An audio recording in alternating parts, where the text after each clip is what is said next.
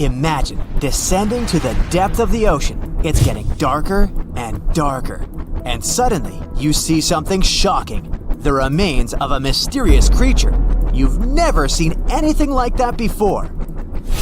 It actually happened in 2017. An oil and gas industry worker filmed a video and sent it to researcher Deborah Hatswell. Ultimately, the video ended up on the internet. It was recorded at a depth of about 2,700 feet during an investigation conducted by a remote-operated vehicle. At one point during the examination, the submarine came across the remains measuring almost 98 feet in length. The operator of the submarine was startled by the unexpected discovery. He tried to use the submarine's remote-controlled claws to get a hold of a piece of the skeleton. But once the claws touched the remains, they immediately crumbled into dust. Some people are sure that the skeleton must have belonged to a whale, but Hatswell has her own idea. She claims that since the video was taken by a professional, he should know what whale bones look like. Those who work underwater occasionally come across such remains. She also adds that a whale's spine has 3 blades spaced 120 degrees apart, but the discovered creature had only 2. Plus, the dimensions of the remains don't fit any sea life in that region. So, is it a representative of some previously unknown giant marine species or just a regular whale? It remains unclear. According to scientists, there are several reasons why marine animals can grow incredibly massive. First of all, they live in the ocean, which means their playground is big enough. They aren't limited by any borders and thus can grow and develop. Besides, you might remember how weightless you feel when floating in the water. Marine giants experience the same. Unfortunately, unlike you, they can't rely on its skeleton. I mean, their bodies wouldn't be strong enough to support such a huge body on dry land. But in the ocean, the buoyancy of the water helps them stay afloat. That's why they can grow as massive as they want. The largest living animal on Earth is the blue whale. The average grown-up animal reaches up to 98 feet in length and weighs like 33 elephants. The blue whale's heart can be compared to a small golf cart. And the volume of this magnificent creature is almost the same as the volume of 7 fuel trucks. And if you think that at birth, blue whales are just as huge, you're absolutely right. When a baby whale gets born, it's already bigger than a hippo. At a length of almost 25 feet, this kid sometimes weighs more than an elephant, about 3 tons. A little whale drinks 50 gallons of mom's milk every day. As a result, it gains about 200 pounds of weight every day. But this is nothing in comparison to how much adult blue whales eat. They devour 4 tons of food a day. That's approximately 40 million krill. These tiny shrimp-like creatures are the main food source for blue whales. Now, how about we talk about other giant and unusual animals? These days, the capybara is considered to be the largest rodent in the world. It can grow up to 130 pounds. But around 3 million years ago, there was another rodent that was way larger than the capybara. It weighed a whopping 2,600 pounds. Let's call this creature J. monesi, since its full name is too tricky to pronounce. They lived in the forest areas of modern-day Uruguay. These animals had big front teeth. Scientists think they could use them in the same way elephants use their tusks, for getting food and defending themselves from predators. As for the animal's molars, they were small and too weak to chew tough food. At the same time, the J. monesi had a strong bite, 3 times more powerful than that of a tiger. More than 30 million years ago, a hornless rhino was roaming Earth. This giant weighed more than 4 grown-up modern elephants, about 30 tons. Even though it reached a height of 18 feet, the animal had a small skull. But its long limbs allowed it to eat branches and leaves off pretty tall trees. Even without the horns modern-day rhinos can boast, their prehistoric relatives had something unusual. It was teeth. Out of two pairs of incisors, the lower one pointed forward and the upper one leaned downward. Experts think this could help the creature hold branches in its mouth more steadily while eating them. This prehistoric rhino is still the largest known land mammal to ever exist. The Argentinosaurus is considered to be one of the largest dinosaurs to have ever roamed the surface of the planet. This creature was discovered in 1987 in Argentina, hence the name. The length of this colossal herbivore that lived around 90 to 100 million years ago could be as long as 3 school buses. These dinos were pretty slow.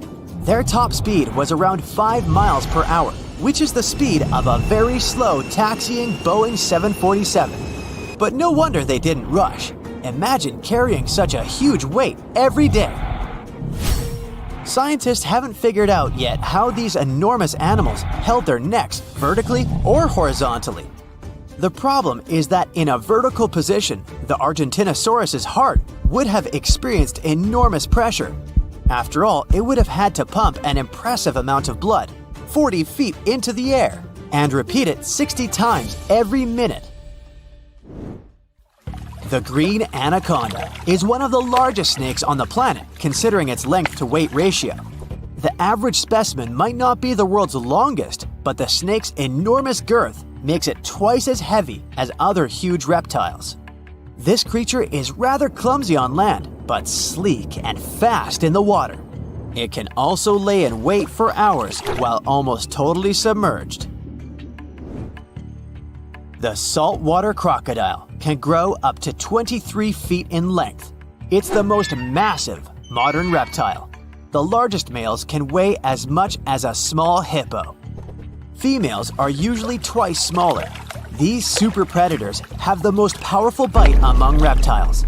They hunt by hiding near rivers and waiting for animals to come to drink water. They also don't hesitate to strike people. The largest living organism on dry land might be a particular honey fungus which grows in the Blue Mountains in Oregon. It spreads over an area equal to 1,700 soccer fields, and although it may sound incredible, the fungus can be from 2,400 to 8,650 years old. The only part of this huge thing you can accidentally spot is small brownish mushrooms on the ground. But even if you take a usual mushroom, what you see is only 10% of the whole deal. The biggest part is hidden from your eyes underground. But while ordinary mushrooms feed on plants and fallen leaves, the honey fungus is much more dangerous. It's very harmful to the trees growing nearby. The fungus attaches itself to tree roots and feeds off of them.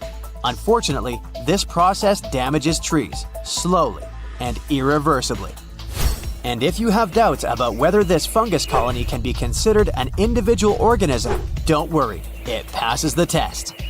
It perfectly fits the definition because the fungus consists of genetically identical cells which communicate, coordinate themselves, and share a common purpose. According to rough estimates, the weight of the Oregonian humongous fungus may reach 441 tons. That's much heavier than the blue whale.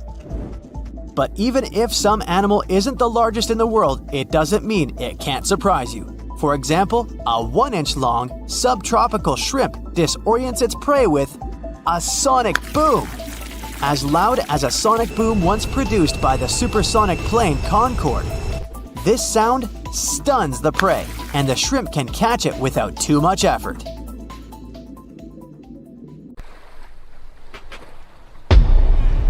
Many terrifying animals live deep beyond the waves, like this vampire squid living 3,000 feet below the surface in almost complete darkness. This animal has a cloak, like a vampire's. That's why it's called the vampire squid. Deep down at the bottom, it can't use ink to defend itself. So this animal has developed an unusual tactic. It glows slightly to scare away predators. If this tactic fails, the vampire squid can turn its body inside out, revealing tiny spikes. When you translate its scientific name, Vampiroteuthis infernalis, it literally means vampire squid from the nether. Despite its terrifying looks, it's a harmless ocean animal. This previous creature was not from space, but this object definitely is. Before Elon Musk found a way to reuse rockets, NASA would simply drop old ones after launching astronauts into space, most of the time in the ocean or deserts. In 2012, Jeff Bezos launched a mission to find the Apollo 11 rocket. They found it by using sonar, but it was in terrible condition. It was sitting on the bottom of the ocean, not far from the predicted site. They were able to rescue the engine and reconstruct 2 of them. The most famous lost city is Atlantis, but sadly, we still haven't discovered it.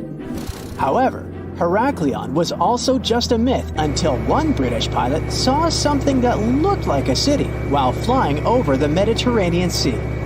He reported it, and 60 years later, a group of divers went there.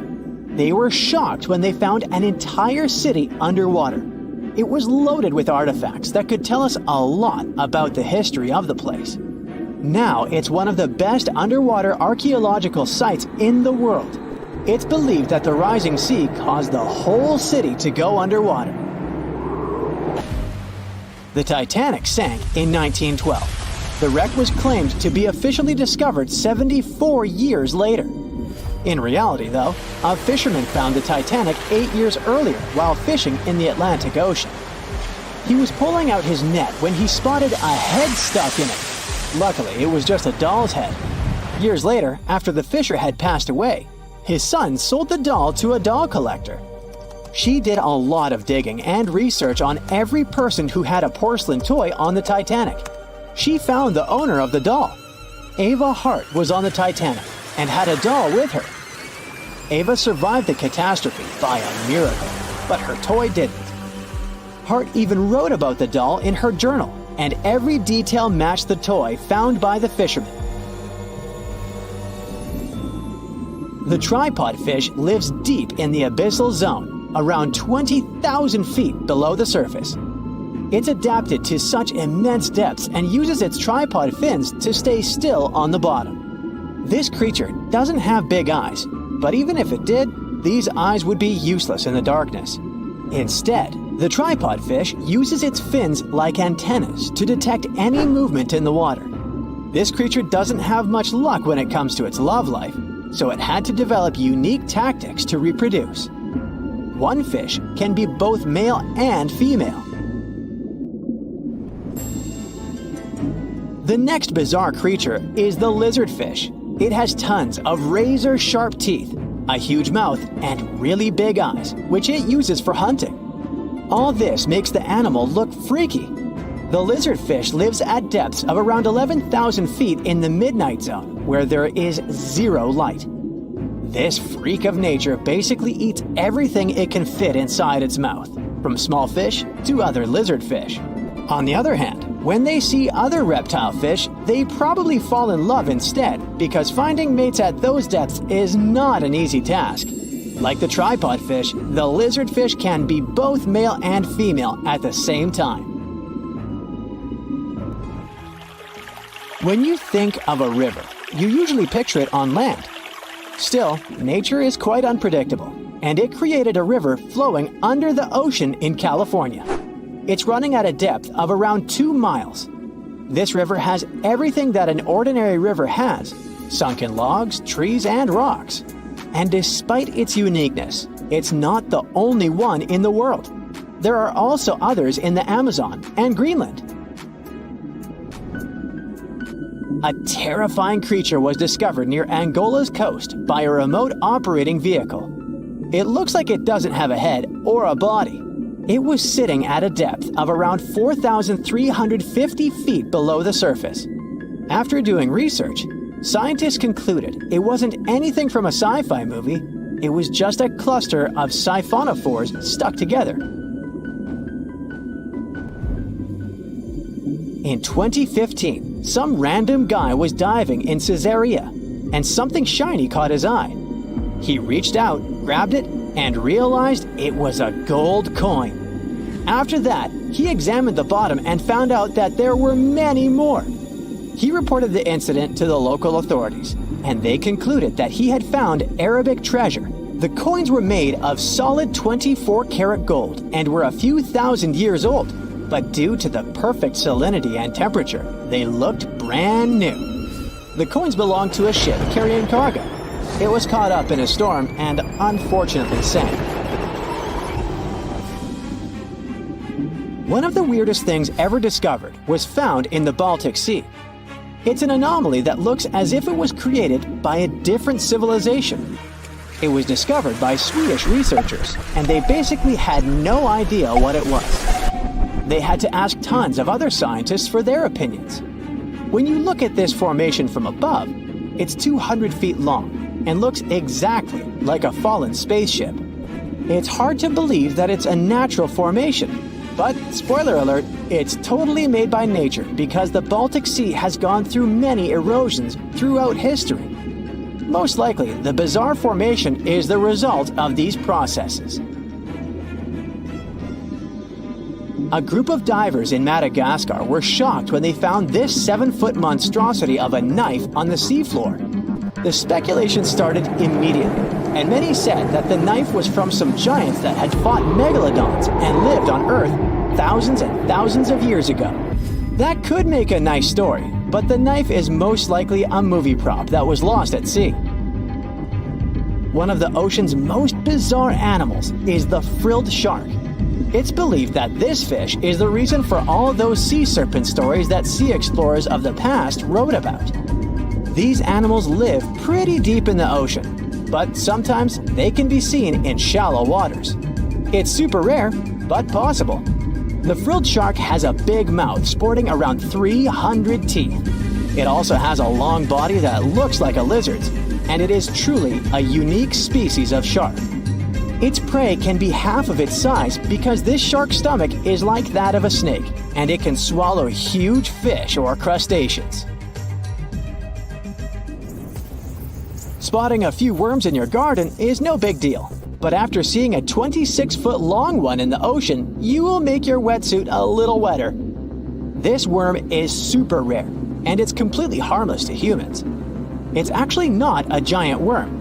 It's a cluster of zooids that are stuck together in a worm-shaped formation. They usually only eat plankton, bacteria, and other tiny things that can be found in the ocean. Probably the scariest thing in the ocean that is 100% real is the magna pinna, which can be found at crazy depths of 20,000 feet below the surface. This monster looks like an underwater Slender Man, but it's just a squid with really long tentacles that can reach a terrifying size of 8 feet. This guy has only been seen a few times, and basically, we don't know much about this creature so far. Most of the ocean is still shrouded in mystery, whether we're talking about dark corners or creatures that are hiding in the depths. But sometimes, it gives us a peek into scary things it hides in its cold, dark depths. Like when you hear on the news that there are some deep-sea creatures washed ashore after a powerful storm once again. Some just look weird, while others are real monsters that live at depths of more than 3,300 feet. The coldest and deepest parts of the ocean have created one specific phenomenon called gigantism. So, sea spiders, squids, worms, and many other animals, mostly invertebrates, or creatures without backbones, they're all way bigger and scarier than the versions we see in the more shallow areas. In the Pacific depths, you can see a sea sponge as large as a minivan. Or what about the colossal squid that lives in subantarctic waters and is nearly 14 times longer than the arrow squid, a type that mostly lives in New Zealand? Researchers found many of these underwater monsters in the abyssal zone of the ocean. Back in 2021, the researchers showed images of the giant phantom jelly. It was at a depth of 3,200 feet. Its tentacles were 33 feet long. Wow, I wouldn't like to face that one on the beach. It probably eats only small fish and plankton, but it can swim to depths of more than 21,900 feet. And down there, this giant jelly doesn't have enough food. How does it survive then? Scientists haven't figured it out yet. And there are even more questions related to the giant squid, the biggest one ever found. This monster is 43 feet long, with a weight of nearly a ton. Imagine if those tentacles would grab your car, or something like that. They would smash it like it was a toy. There's no light in the abyssal zone. Sun rays just can't penetrate that deep. So there's no algae or underwater plants there. Local animals mostly eat snow. Marine snow is not like the regular one you build a snowman with. It consists of any small flakes or remains that fall from the surface of the ocean. Maybe even some leftovers that animals up there couldn't eat. So it's not much. But apparently, it's enough for very large creatures that hide deep down there, like giant squids. Squids that generally live at such depths don't bother going after their prey.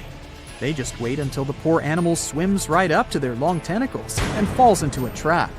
It may not be the best method ever, because not many animals will even swim into these dark, cold parts. But it's the method that saves energy. A giant squid eats only 1 ounce of fish daily, which is approximately 45 calories. That's nearly 50 times fewer calories than an average person should eat per day. So when a squid gets 1 fish, it saves it for a couple of days. I hope giant squids won't get the idea to go to the surface and look for food when there's not enough of it in the abyssal zone. And I hope even more that giant Greenland sharks won't get that same idea. You can find them at depths of up to 7,200 feet. They're twice as slow as we usually walk. They swim at a speed of 1.12 feet per second. Their slowness is part of the energy-saving mechanism that creatures down there need to survive. But they can speed up in the form of short bursts when they need to catch prey.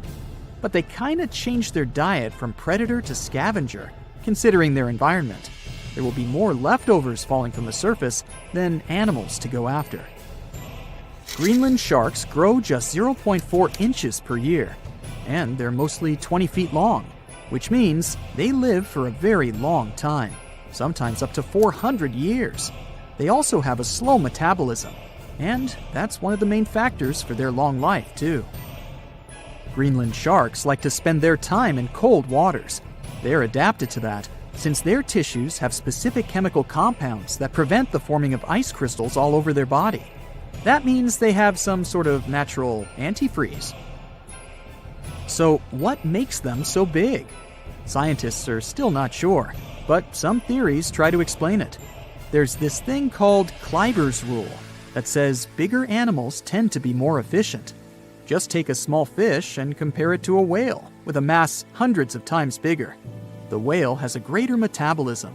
It conserves energy more efficiently and loses less of it to the surroundings through heat. Moving on, bigger animals can ingest bigger prey.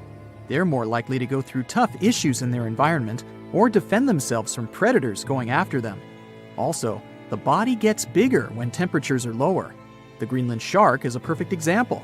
So are giant sea spiders. Sea spiders are generally common, and you find some very small ones at 0.04 inches. But in deeper parts of the Antarctic, they become 3-foot-long giants. They grow so big because the cold water has more oxygen. That way, more of it diffuses into the animal's body, and that allows it to grow bigger. Yeah, both as a creature and a nightmare. And how about this giant tube worm? Researchers found it accidentally while they were exploring the mysteries of the Pacific Ocean floor. They stumbled upon unusual hydrothermal vents. Volcanic heat is a thing that gets them going. As water seeps down through faults or cracks in the rock, these vents change their direction. When the water gets out of the vent, it's rich in different minerals and chemicals. Most animals wouldn't survive being around this toxic soup of chemicals, but not these tube worms. They came as a true surprise, because not only are they not bothered by these toxic vents and the almost boiling temperature of the water, but they developed entire ecosystems there. They're unique because they don't need sunlight to survive. Instead, small bacteria are their main source of energy. That bacteria gets their energy directly from these toxic chemicals. So it's not photosynthesis, but a process called chemosynthesis. And these tube worms don't have mouths. These bacteria live inside them. Strange story, huh? Plus, these scary worms reach up to 8 feet. Giant isopods are no better either. They lurk at the depths of the ocean of 1,640 feet or more below, far away from the sunlight, looking like some monstrous wood lice. They spend most of their time on the seabed, hoping to find some food falling from higher levels of the ocean. Check out their small hooked claws at the ends of their legs. Isopods use them to remain more stable while moving around the ocean floor. Since there's no light, they have long antennae that help them feel their way around. These sensory antennas are about half the length of their body. Giant isopods have pretty big eyes compared to their body size, too. They can grow over 12 inches from head to tail. And these fellas are really patient. Remember how we said animals down there rarely get food? Sometimes they need to wait for years to get a proper meal. That's why their metabolism is amazingly slow. 5 years later. They can go for 5 years without eating anything. Imagine that. I get hungry just talking about this. In 2006, a biologist did research to compare the differences between the shallows and the deep sea regions. He realized the deep sea mirrors the island rule. First, isolated parts of land develop biodiversity you won't find anywhere else. Second, small-bodied life there grows much bigger when it's isolated, compared to life on large land masses. Resources are limited, but also competition and predators. And we don't know much about these deep-sea creatures. It's too expensive and too complicated to carry out such research, so we'll just wait for more raging storms to show us at least part of the monstrous world cold ocean depths hide. The stonefish. Stonefish aren't going to win any beauty contests, unless the pageant is for best rock look-alike. Their tiny unreflective eyes and rough skin blend in perfectly with their environment. A large head, an even bigger mouth, and a home full of, it's rocks. And just because you're on the beach doesn't mean you're safe. Stonefish can survive for 24 hours out of the water. Stepping on one or even handling one won't be that fun. Their dorsal fin spines have extremely strong venom. It shoots out when they get stepped on, and it can lead to paralysis or even heart failure. You'll need help fast. No wonder they're one of the most dangerous creatures in the water, or anywhere. Be careful when scrambling around rocky areas. They love to play hide and seek. The deep sea dragonfish. If there were a prize for the most hideous fish in the ocean, the deep-sea dragonfish would win. With slimy, scaleless skin, massive teeth, and a face only a mother could love, this bad boy of the sea is nothing to mess with. It likes to swim between 700 feet and 6,000 feet below the surface of the ocean, where the waters are the darkest and coldest. Along with some other creatures on this list, the deep-sea dragonfish relies on its bioluminescent body parts to catch prey. It also uses its hanging appendage, which boasts a little red light on the end, coming out from its lower jaw. Many fish mistake this little light for prey, luring them right into the jaws of the deep-sea dragonfish. Very clever dragonfish, very clever indeed. The fangtooth. The Mariana Trench is an underwater trench with a depth of 35,000 feet, nearly 7 miles below the ocean surface. Let that sink in. While scientists know the Mariana Trench exists, it's one of the least explored places on Earth. It's also the deepest area of Earth's oceans. And although many creatures down there probably haven't even been seen by humans yet, scientists have had the creepy pleasure of getting to know the fangtooth. The fangtooth fish shamelessly lives up to its name. Just look at that thing. The fangtooth is carnivorous and feeds on just about anything it can find that gets caught in its sharp-toothed mouth. These fish rely on their contact chemoreception to find prey. In other words, they can sense chemical residue that comes off of other living organisms in the deep sea. This is because they don't have any light-producing cells on their bodies, unlike many other deep-sea fish. On top of all that, it's pretty dark down there, so whatever crosses their path, they chomp on.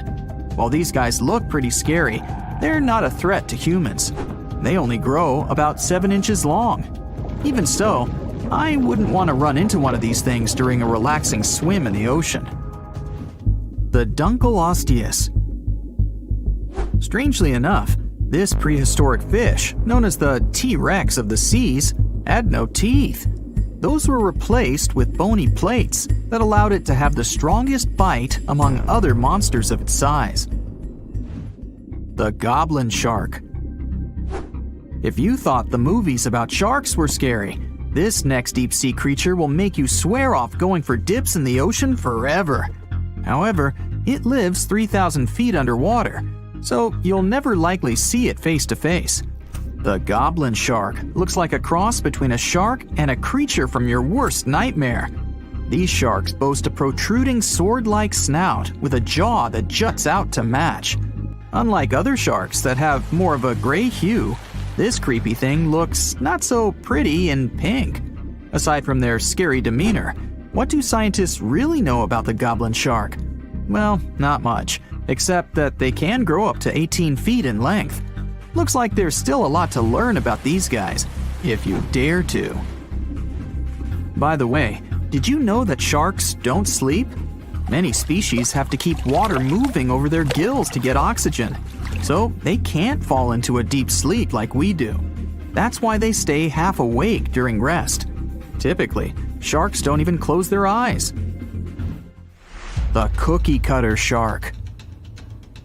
This shark is a living horror, with lower teeth being big and sharp, while the upper ones are much smaller. When its teeth fall off, the shark eats them to maintain calcium levels. Pretty smart solution for a shark. The frilled shark. Studying the frilled shark is like looking through a portal back to prehistoric times. That's because scientists think that these eel-like sharks haven't changed much since their oldest ancestors roamed the deep sea waters, so they're sometimes referred to as living fossils. These sharks' mouths are filled with a terrifying 25 rows of backward-facing sharp teeth, 300 in total. They're designed to grasp prey and hold them tight so they can't get away, according to early studies of the shark conducted in 1884 and published in the Bulletin of the Essex Institute. Luckily for swimmers, the frilled sharks live between 390 feet and 4,200 feet below the ocean's surface, so they'll probably never run into them. Probably. This is probably the worst nightmare of any dentist. The northern stargazer. Take a look at this cutie. The northern stargazer is definitely not something you'd wish to see on the ocean floor. This horrid creature hides its body under the sand, leaving its face above to wait for prey. The tasseled wobbegong. Here's another carpet shark on our list. It lies low on the bottom of the sea and patiently waits for its prey to come by. The Australian ghost shark. The Australian ghost shark isn't really even a shark, but a very bony fish. It's also a living fossil. It hasn't changed within the last 400 million years. Believe it or not, sharks and humans have a common ancestor that lived around 440 million years ago. Even though we both evolved in our own way, there are still some signs of that connection. For example, the genome of an elephant shark is very similar to humans. The Leopleurodon. This list of terrifying creatures would be incomplete without mentioning the terrifying and prehistoric Leopleurodon. This carnivorous marine reptile existed during the Colovian stage of the Middle Jurassic era and ruled the waters at 9 feet in length. Scientists believe Leopleurodon thrived in this deep-sea trench because of its ability to swim long distances and its 4 paddle-like limbs. While they probably weren't able to propel themselves toward prey like other animals of the area, they did manage to accelerate and attack very ruthlessly and efficiently. Additionally, they relied on their long snouts to smell prey, which leads scientists to believe they didn't rely on sight for hunting. This means they could have thrived in the dark Mariana Trench. Around 150 million years ago, Leopleurodon became extinct due to competition for prey against other thriving marine reptiles. And I think I speak for all of us when I say, thank goodness for that. Considering that scientists have only explored 5% of the ocean floor and found some of the scariest sea creatures imaginable, one can only dream of what other animals reside in the deep sea waters. Perhaps it's best to keep them in your imagination. Am I right? The megamouth shark. This shark is a filter feeder, and it's friendly to humans, although its huge mouth can look quite threatening. Like basking sharks, it swims with its mouth constantly wide open, as if it were on Twitter. The gulper eel. This deep-sea eel has an easily distended belly that allows it to swallow prey twice its size in a single monstrous bite. They have very unusual jaw shapes and can reach about 2 to 3 feet in length. Do you see that large log near the ocean floor? Maybe it's part of an old ship. Treasure, gold, diamonds, I'm rich! Well, as you get closer, you notice something. It's swimming! It's not a shark or a dolphin, it's a saltwater crocodile! Now don't panic. If you bump into one of these reptiles in the sea, it's unlikely it'll think of you as food.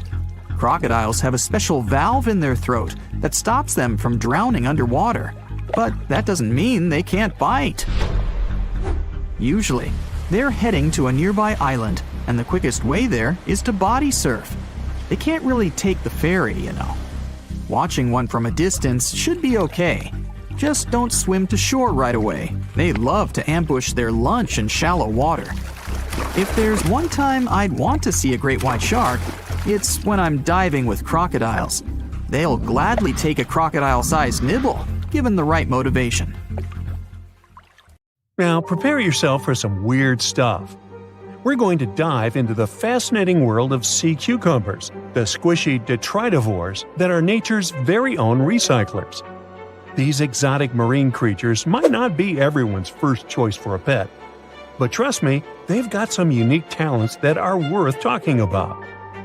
Sea cucumbers are colorful little creatures with a digestive tract that's basically just a hole at either end. Their bodies are fat and squishy, covered in leathery skin. And guess what? They breathe through their butts. These amazing creatures have found a way to make the most out of every part of their body, few as they are. Now, you might be wondering what sea cucumbers do with their unique set of skills. Well, they play a crucial role in cleaning our planet's waters. They munch on all the debris found on the seabed and break it down internally, removing all the bad stuff in the process. It's like having little vacuums cleaning up the ocean floor. Believe it or not, sea cucumbers are in high demand in the kitchen too. They're harvested and traded in many countries. The Asian market, in particular, absolutely loves them. You can find them being sold cooked and dried under all sorts of fancy names. Or, if you prefer a more direct approach, you can just call them sea slugs. Now, here's the fun part. A dried sea cucumber can cost you up to a whopping $1,400 per pound. These squishy delicacies are truly worth their weight. But let's take a step back in time. The tradition of eating sea cucumbers goes way back, more than 1,000 years in Asia to be precise. And as demand for these curious creatures grew, so did the need to find them elsewhere. This led to overexploitation of local fisheries, causing sea cucumber stocks to diminish in many countries. Uh-oh, not good for our little sea cucumber friends. One of the most interesting examples of sea cucumbers is the pink see-through Fantasia. Not only does it look amazing, but it also has this great defense system, where it uses bioluminescence to scare off predators. Thankfully, some brilliant researchers around the world have decided to act. They're on a mission to breed sea cucumbers and replenish the depleted fisheries. They're also exploring how these creatures can be a reasonable food resource and help reduce the damage done by fish farming. In Scotland, for instance, where a team of enthusiastic students started a company for this particular purpose. Their goal? To figure out how sea cucumbers can absorb as much of the bad stuff they can in the water. They might just be the aquatic superheroes we've been waiting for. Meanwhile, in Sweden, marine biologists are working hard to restore the population of red signal sea cucumbers. These poor creatures have been fished out of local waters, but specialists are determined to give them a fighting chance. They're also exploring how sea cucumbers can fit into seafood cultivation. Their lab is like a sea cucumber daycare, carefully nurturing the next generation of these wiggly wonders. And let's not forget about Canada. Research scientists are focusing on the giant red sea cucumber. These magnificent creatures can grow up to 20 inches long and are perfect for co-cultivation with other species. They're even developing special containment systems that will make it easier to keep sea cucumbers where they're needed the most. Okay, speaking of amazing sea creatures, what about a fish that can fly? Heard that right, we're about to stumble upon a land where fins meet flying, and the ocean becomes a runway for these airborne acrobats. Prepare to be fantastically entertained. Nah, I didn't write that one. So picture this, you're lounging by the warm ocean waters, minding your own business, when suddenly you see a fish soaring through the air like a torpedo. That's right, they are real, and they got some serious style. With their sleek bodies and pectoral fins that resemble wings, they're the high flyers of the sea. Now, you might be wondering, why would a fish take to the skies?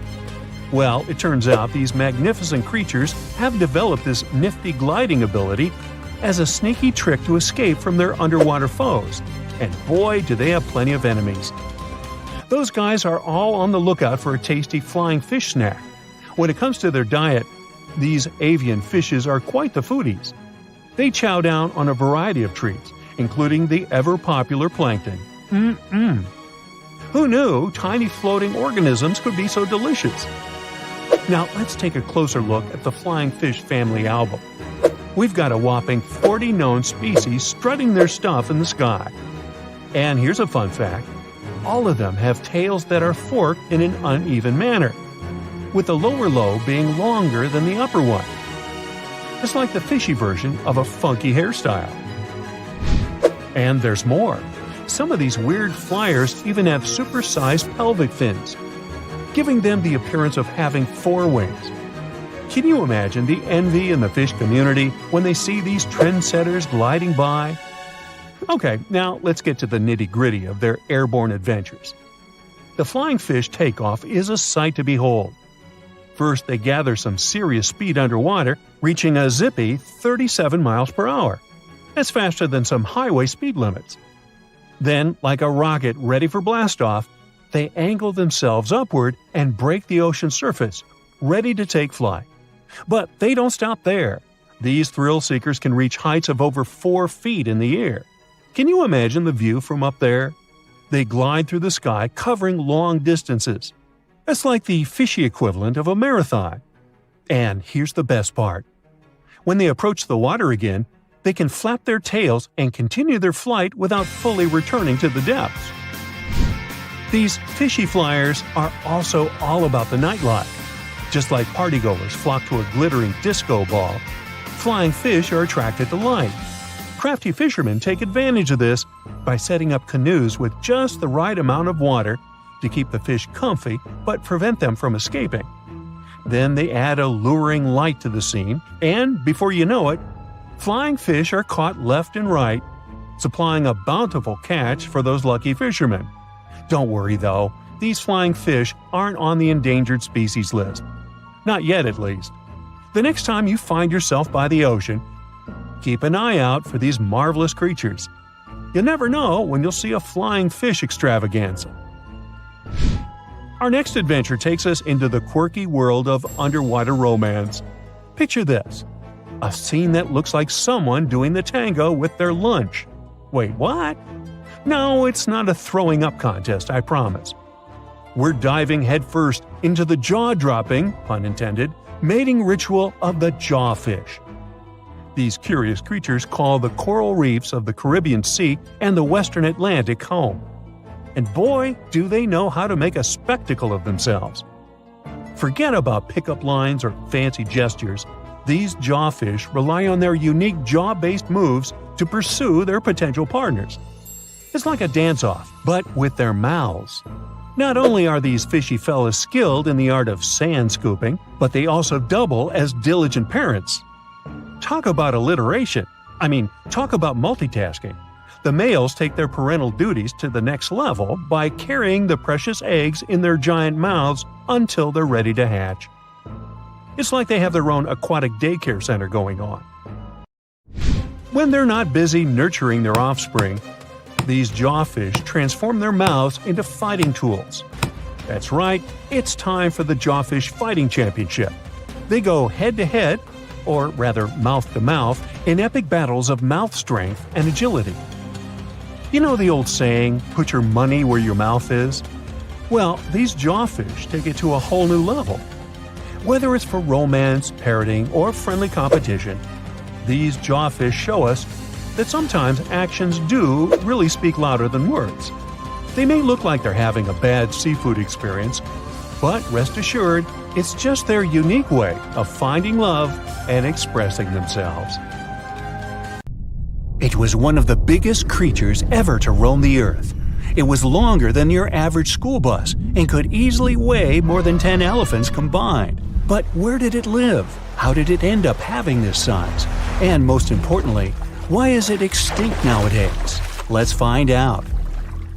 The megalodon was the largest predator ever known in our planet's history. In terms of its location, the megalodon lived practically in all waters on our globe, except near the poles. The reason why there were no megalodon teeth found in Antarctica is probably that the gigantic creature adapted to only warm tropical and subtropical waters. The younger ones liked to keep to the shores, while full-grown adults preferred coastal areas, but they could easily move into the open ocean as well. How do we know the megalodon was so widely spread? We can only presume, based on the fact that they discovered the most northern fossils off the coast of Denmark and the most southern in New Zealand. The discussion of how the megalodon got this size is still open in the scientific community. They recently found out that not all the specimens from this fascinating species reach the same huge size. This has to do with a little something called the Bergmann's Rule, which says that the temperature of the surrounding environment affects the animal's body size because they either need to conserve or shed heat. The megalodons that reach cooler waters probably needed more body weight to make sure they survived in low temperatures. On the contrary, those living in warmer waters had to be smaller to avoid burning up. But what did this enormous fish look like? Most modern depictions show the megalodon resembling an enormous great white shark. But well, it seems it may not necessarily be correct. The megalodon likely had a much shorter nose and a flatter jaw that looked almost squashed when compared with a great white shark. It also seems to have something in common with the modern blue shark: extra-long pectoral fins. They needed these to support their weight and size while navigating the planet's waters. Lastly, the lady megalodons, seem to have been about twice as large as the gentlemen. As for their offspring, even a small megalodon was enormous, at least 6.5 feet from nose to tail. How do we know that? Because specialists have stumbled upon megalodon nursery habitats in Panama, Maryland, the Canary Islands, and Florida. Even the piles of used diapers were enormous. Nah, not really. Surely the scariest aspect of the megalodon's looks was its mouth. Think about it. Megalodon had whales for dinner, so it obviously needed to open its mouth wide enough. Scientists have estimated that its jaw would span a mind-boggling size, 9 by 11 feet wide. Just to paint you a better picture, that means it could have easily gulped down 2 adult people side by side. Wait, which 2 adults? Those impressive jaws also feature 276 teeth. Based on modern reconstructions of the force of its bite, it looks like it may have been one of the most, if not the most, powerful animals of prey ever to exist. For comparison, humans can have a bite force of around 1,300 newtons. Today, great white sharks have been estimated to be able to bite down with a force of over 18,000 newtons. The megalodon tops all the records, with an estimated power of bite up to 10 times greater than that. It could basically crush a car with very little effort. Its teeth were also pretty amazing. Similar to sharks, the megalodon was fast in replacing its broken or worn teeth. With 4 or 5 rows of teeth in its mouth, it basically acted like a conveyor belt, growing back damaged or missing teeth within about 48 hours. This means that an adult megalodon probably would have grown several thousand teeth throughout its lifetime. It was nice of them to do that, though, since it's probably one of the reasons why megalodon teeth are so common in fossil records, and we're able to study them properly. To maintain its impressive physique, the megalodon had to eat somewhere around 2,500 pounds of food per day. Can't wrap your head around that? Well, it was the equivalent of 1¼ cows per day to survive. That's like if you had to eat 3,300 cans of tuna every day. I've used the word megalodon a lot, but have I mentioned where it comes from? When translated from Greek, it means giant tooth. Ah, those clever Greeks. However, this giant shark's full scientific name is a bit more complicated: Carcharocles megalodon. But are these gigantic predators actually extinct? We tend to believe so, but let's be honest for a second. We've come to know more about the surface of Mars than the depths of our oceans. Like, we've only explored 15% of our oceans altogether. Who knows what may be lying out there in the deep? Maybe some ancient predators? The Mariana Trench is the deepest oceanic trench on Earth. The Challenger Deep, its deepest part, is so deep that you could dip the whole of Mount Everest in there and it would still be over a mile above the surface. That's deep.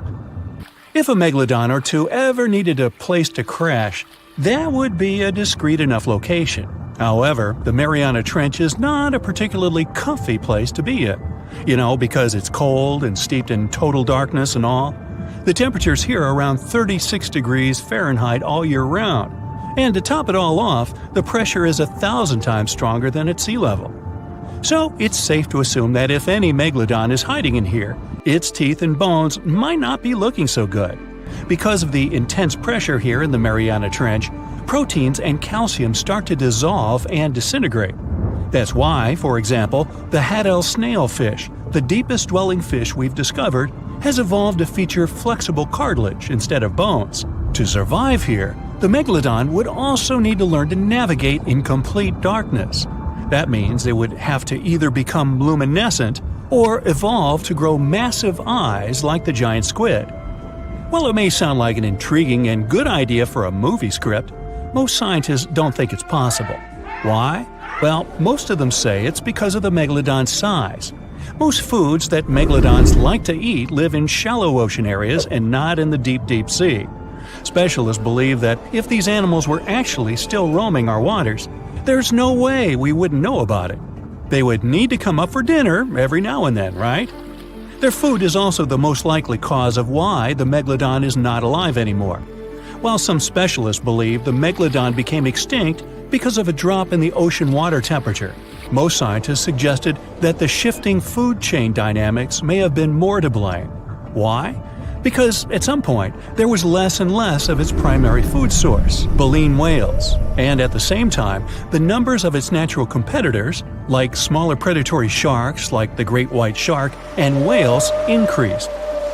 The megalodon did live on this planet a lot more than we did, and way back when we didn't even exist yet. They were here for nearly 70 times longer than we, modern humans, have, inhabiting the oceans for around 20 million years. Homo sapiens appeared around 300,000 years ago. The megalodon managed to survive for so long mostly because of its unbeatable size. I mean, they can make a meal out of almost everything in the sea at the time. We may think about both of them as prehistoric creatures, but the megalodons and the dinosaurs never coexisted on Earth.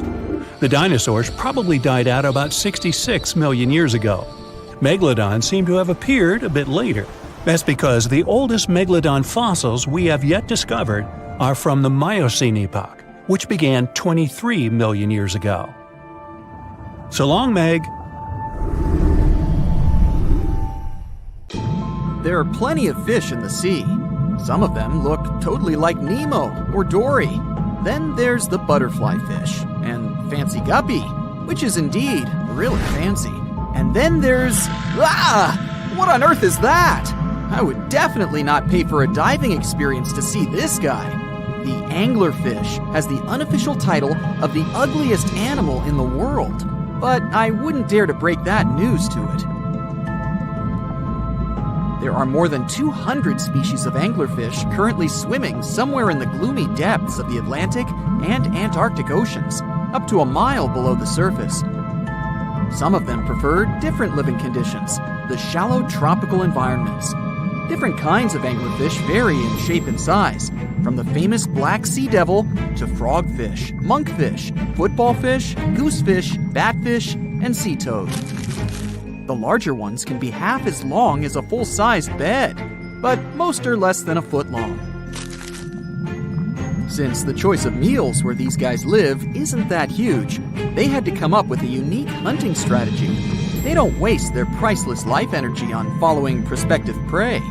Instead, they use a piece of dorsal spine that sticks above their mouths like a fishing pole, hence the name of the fish.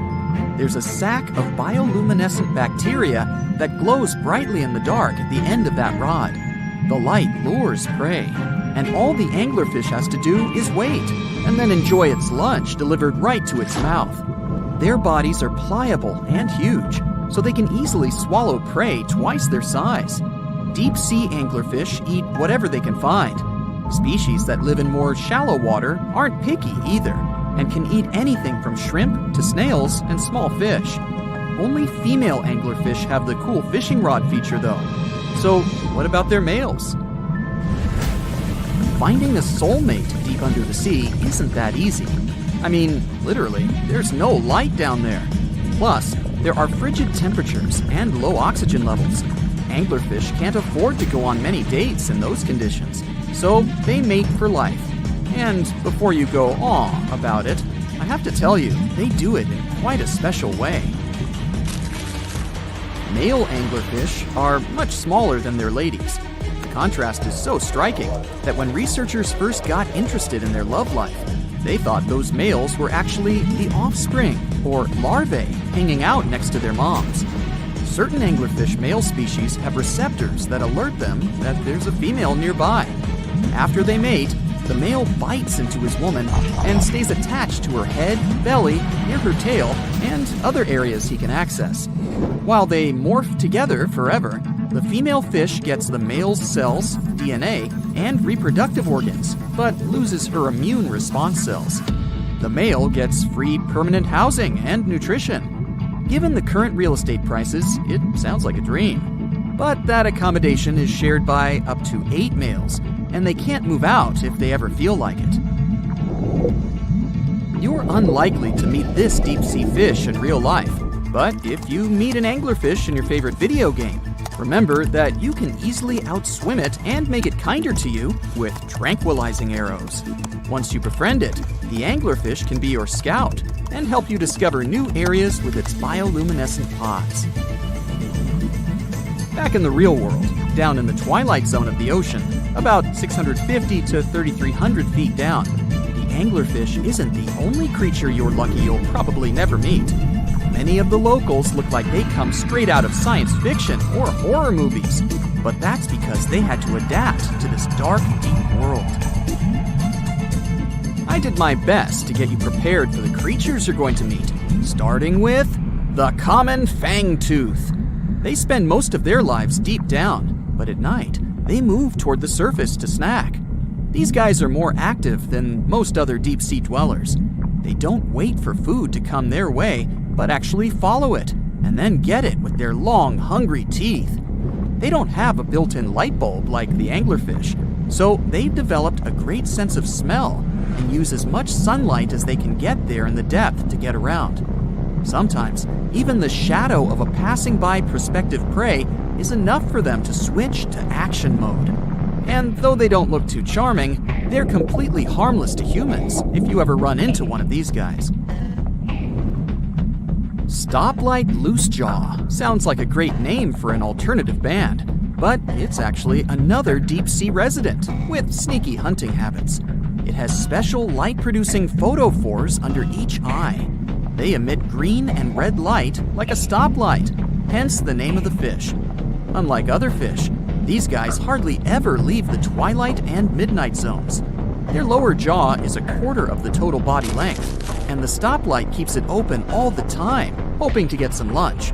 It looks like a ferocious predator, but mostly prefers zooplankton with an occasional dessert of shrimp, krill, and fish.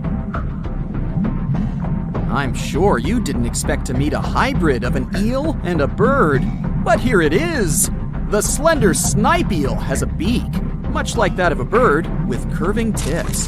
The beak is equipped with tiny hooked teeth that the eels use to catch the antennae of delicious shrimp. And it sure is slender, stretching up to 5 feet and weighing only a few ounces. Scientists don't know all of this guy's secrets, since it's pretty tricky to study in their natural habitat. But it looks like they only produce offspring once in a lifetime, and then pass away. Glass squids like to take it easy in life and literally go with the flow. They're filled with a solution which is lighter than water, so they don't have to make any effort to move around the deep sea looking for food and partners. These creatures are transparent, so they blend into any landscape and don't even cast a shadow while moving.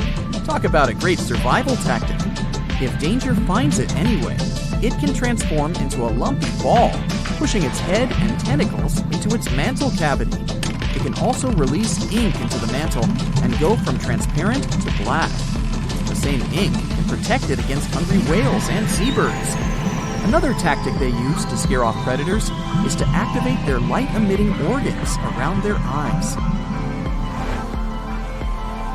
I'm getting hungry. Maybe I can snack on this sea cucumber. Ouch, it's moving! So I guess it doesn't belong in a salad after all. These soft-bodied fellows live in all parts of the ocean, from shallow waters to the deep underwater world. Most of them slowly move around with their tiny feet, but some crawl around by flexing their bodies. Sea cucumbers can shed their internal organs when there's a predator approaching. Those sticky organs distract the intruder, and the happy cucumber moves on and just grows the organs back. What's that glistening in the distance? Looks like someone dropped gems in the water. That's a sea sapphire, also known as the most beautiful animal you've never seen. Some males of this type of copepod can change color from deep blue to purple, red, or gold. 1 second later, it's gone. And it's back, shimmering bright. The secret to this magic is that their bodies are transparent and reflect light differently at certain angles. It looks like it's their way of communicating between each other and attracting mates. Female sea sapphires don't have the same superpower, but their eyes are bigger compared to males, probably to spot them from a distance. Males roam wild and free, and their ladies stay in the crystal palaces of strange barrel-shaped jellies called salps. The largest and most ferocious predator to ever haunt the oceans, the megalodon shark, dominated the seas for centuries before becoming extinct millions of years ago. However, scientists managed to discover very few remnants of the giant shark. Everything we know about the great sea beast we've learned thanks to fossils of its giant teeth, which are just about the size of the average human hand. Scientists estimated the size of the prehistoric shark using calculations based on the measurement of the length of a megalodon tooth. On average, the size of a megalodon shark was 33 feet long. The largest of the species could reach up to 58 feet long. However, these megasharks may have been even bigger than we ever thought. At the Florida Museum of Natural History, a group of students examined 3D printed replicas of megalodon teeth to calculate the shark's size using the tooth length method.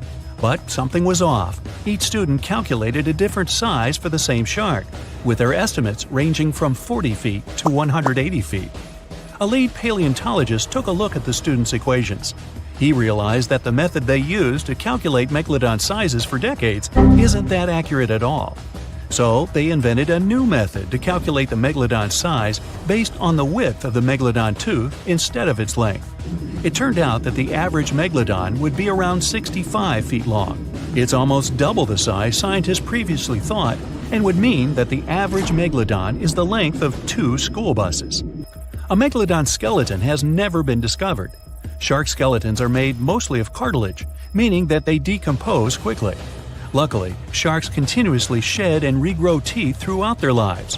One shark can go through 40,000 teeth in a single lifetime. Scientists have managed to study different types of shark species based on their teeth alone. The megalodon shark had around 276 teeth. When they fell out, these teeth landed in seabed, where they stayed for millions of years, fossilizing. Scientists found those teeth, and they're the only real record we have of the megalodon's existence. The word megalodon means giant tooth. Its tooth is around 7 inches long. For comparison, the largest tooth of a great white shark is only 3 inches long. To find a bigger set of choppers, you'd have to go back 65 million years to find the great Tyrannosaurus rex, whose teeth measured a whopping 12 inches. Megalodon teeth have been discovered all over the world. It means that, unlike other marine animals of its time, the megalodon was intercontinental. Even today, most sharks and marine animals tend to stick to one sea or ocean. The megalodon shark swam freely around the world, moving between tropical and subtropical waters. Megalodon teeth have been found in every continent apart from the freezing cold waters of Antarctica. When a megalodon makes a starring appearance in a movie or TV show, it's portrayed to look like a giant version of a great white shark. Scientists previously believed that the megalodon and the great white shark both descended from one common ancestor. Still, it's not true. In fact, it's more likely that the megalodon was the arch-enemy of the great white shark's ancestor, the broad-toothed mako shark. That means megalodon wouldn't have looked so similar to the great white after all. In reality, the megalodon would have a shorter nose than the great white, along with longer pectoral fins to give the giant shark a stockier and more threatening build. Not only was the megalodon the largest shark in the world, but it was also one of the biggest fish ever to exist. An apex predator of this size would have needed a huge diet to keep it moving. The megalodon would have eaten 2,500 pounds of food every day. The megalodon diet consisted of larger species of fish, dolphins, and even other species of sharks. Ancient fossilized whale bones with cut marks of megalodon teeth have been discovered. It means megalodons weren't intimidated by the size and tried to feast on the giant whales of the past. Scientists have used computer simulations to try and work out the hunting style of the ancient shark. Using this technology, scientists have discovered that the megalodon's attack style was very different from that of modern-day sharks. Modern sharks dive straight for their prey's most vulnerable spot, for example, the soft underbelly of a seal. The megalodon's teeth were uniquely suited to biting through tougher areas of cartilage. So, evidence suggests that a megalodon would first chew the tougher fins of their prey, rendering them unable to swim away before launching into their final attack. The mouth of a megalodon was around 10 feet wide and 9 feet tall, large enough for you to swim into without touching any teeth. However, we don't recommend that. Their mouths were so large a megalodon could swallow a small car without even having to bite down on it.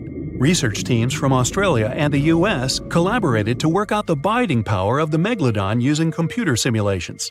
The results were terrifying. While the modern great white shark has the biting power of 1.8 tons of force, the megalodon could easily chomp down on its prey with a biting power of 18.2 tons. The bite of the megalodon would easily be able to cut through steel and overpower any other predator in the ocean. Scientists believe that the megalodon has the most powerful bite of any creature that has ever existed. The megalodon's bite would easily overpower the T-Rex, which has a biting force of 6 tons. Mysteriously, no one knows exactly when or how the megalodon went extinct. However, several theories are floating around as to how this could be the case. The megalodon had become extinct by the end of the Pliocene, which was a phase of global cooling that spanned over 5 million years and ended over 2.6 million years ago. New evidence suggests that the last megalodon lived at least 3.6 million years ago, right in the middle of the Pliocene era. Another theory claims that these megasharks disappeared because of the changing Earth temperatures occurring during the Pliocene. As the Earth cooled down, the tropical waters of the world's oceans plummeted to colder temperatures. Scientists believe that this led to the extinction of a third of all large marine animals, meaning that the megalodon's food source took a massive hit. Without much prey left to hunt, the megalodon inevitably went extinct. Megalodon sharks would give birth to their pups in waters close to the shore. The shallow coastal waters provided a perfect nursery for the newborn sharks, keeping them distant from the larger predators that lurked in the open waters. As ice formed around the Earth's poles and sea levels dropped, these pupping grounds were destroyed. The megalodon pups would have had no choice but to swim in the deep ocean waters, making them more vulnerable to dangerous predators. A new theory suggests that the explosion of a star, called a supernova, could be responsible for the extinction of the megalodon. Around 2.6 million years ago, a supernova over 150 light-years away from Earth lit up the prehistoric sky and lingered there for months. A few hundred years after the supernova had faded, particles of cosmic energy from the star explosion plummeted to Earth. The energy particles carried dangerous amounts of radiation. Researchers believe that this radiation could cause the mass extinction of many marine animals, including the megalodon. Radiation from the particles extended hundreds of yards down into the ocean and was more dangerous for bigger creatures than for smaller ones. The bigger the creature is, the more radiation they would absorb. The 60-foot-long megalodon was large enough to absorb great amounts of radiation. Some people believe that the megalodon is still alive today, lurking at the depths of the ocean waters. But it's unlikely to be true. Megalodons are a warm water species, which means they would be unable to survive in the cold waters of the deep ocean. Most of the megalodon's potential prey live in shallower waters, meaning there would be very little for the megalodon to eat at a deep sea level. Simply put, if there were an animal as big as the megalodon still living today, we would have spotted it by now. Well, hey there! We dive back in time and into the oceans over 500 million years ago, just, because we can. Whoa! Watch out! It's not megalodon or giant sea reptiles you need to look out for here. It's a bizarre, unearthly-looking creature called Anomalocaris. The name means unlike any other shrimp, and I think you'll agree, it looks like a nightmarish cross between a shrimp and a modern-day centipede.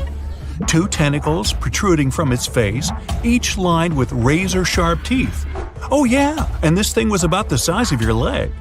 With a wave-like movement of the flaps on each side of its body, it was graceful for a terrifying creature.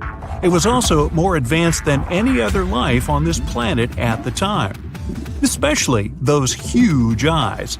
You have only one lens in each of yours. This giant shrimp had 16,000. That's 4 times more than a common housefly. And you know how good their vision is. Good enough to dodge that swatter every time. All this allowed Annie to become one of the first animals on this planet to feed on others. Yep, here it is. Earth's first hunter.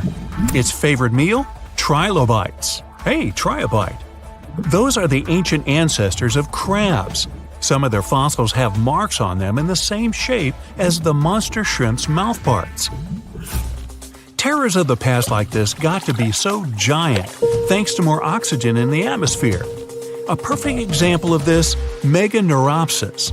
Imagine a dragonfly. Now make it as big as a cat, and with a wingspan longer than your arm. Megan, the monster-sized dragonfly, could easily grab other insects or even small animals, and she ruled the air with quick movements. Back then, there were still no large birds or other airborne enemies for this behemoth bug, so it was safe and free to grow as large as this planet would allow. Piranhas of the past were also jumbo-sized. Mega piranha was about 3 times the size of the river terrors we have today. Its bite force was about the same as a tiger's, and those striped kitties bite down 2 times harder than lions. That means it probably not only dined on other fish and any land creatures that, got too close to the water, but it could also easily crunch down on large turtles and other unlucky shelled creatures. And fun fact, modern-day piranhas bark like dogs when they're about to enter a confrontation. It actually sounds more like a frog's ribbit. But makes you wonder, what did this mega-sized ancient cousin sound like? A bear roaring? How about giant sea scorpions the size of your bed? Go back about 460 million years, and you'd see them swimming under you. And watch out for that tail. Scientists still don't know if these creatures could use it to inject venom like your standard land scorpion, but something tells me I wouldn't want that thing anywhere near me. Then there's this guy, Therizinosaurus. Terry looks sort of like a goose with long arms. Oh, and did I mention this goose dino is about 2 stories tall and longer than a bus? Yow! Its arms make the T-Rexes look even more bite-sized, each 8 feet long, almost triple the length of T-Rexes. And on the end, razor-sharp claws the size of your whole arm. Now, don't worry about those lengthy claws too much, though. Terry probably used them to cut through giant termite nests. So, this huge reptilian goose was more interested in eating bugs and plants. Another mega monster for you, Megatherium. The giant ground sloth could look a giraffe straight in the eye and weighed as much as a hippo. It moved mainly on its hind legs and used its massive tail as support. He had huge paws with colossal knife-sized claws. The sloth could use them to defend itself from enemies and to bend tree branches in search of food. But the biggest danger to the giant ground sloth wasn't dinosaurs or saber-toothed tigers. It was our own species. Yep, humans showed up just in time to meet this fellow and to, eat him up. Titanoboa was a terrifying 50-foot snake, as long as the great megalodon itself.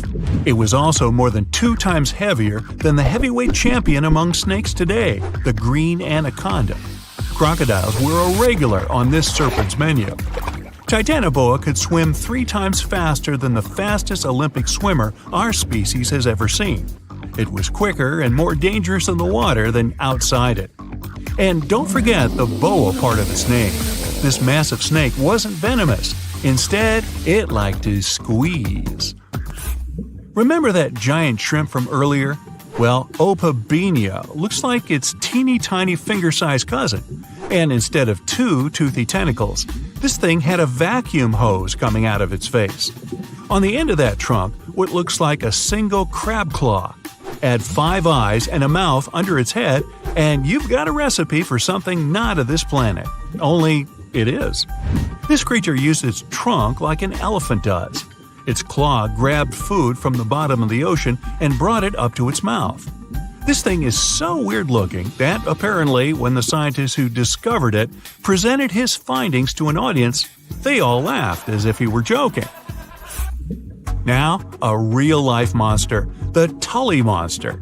From a distance, it looks a bit like Nessie, that long neck and teeth-lined jaws. But get closer, and you'll see it's more like a long nose with a mouth attached at the end, like a mosquito. Its eyes are further back, sticking out of tubes all snail-like. Tully was an ancient mollusk, about the size of your forearm. It probably dined on jellyfish and shrimp 300 million years ago. Thylacus smilus will put a smile on your face as long as you don't get too close. No, it's not a relative of the saber-toothed tiger. It was a marsupial, making it more related to a kangaroo than anything. And if you compare them to body size, its fangs were actually longer than a saber-toothed tiger's. And they grew continuously. As for that beard on its chin, that's actually all chin. The lower jawbone grew down to a point under the mouth. Those fangs were rooted to the skull, going way back to its eyes.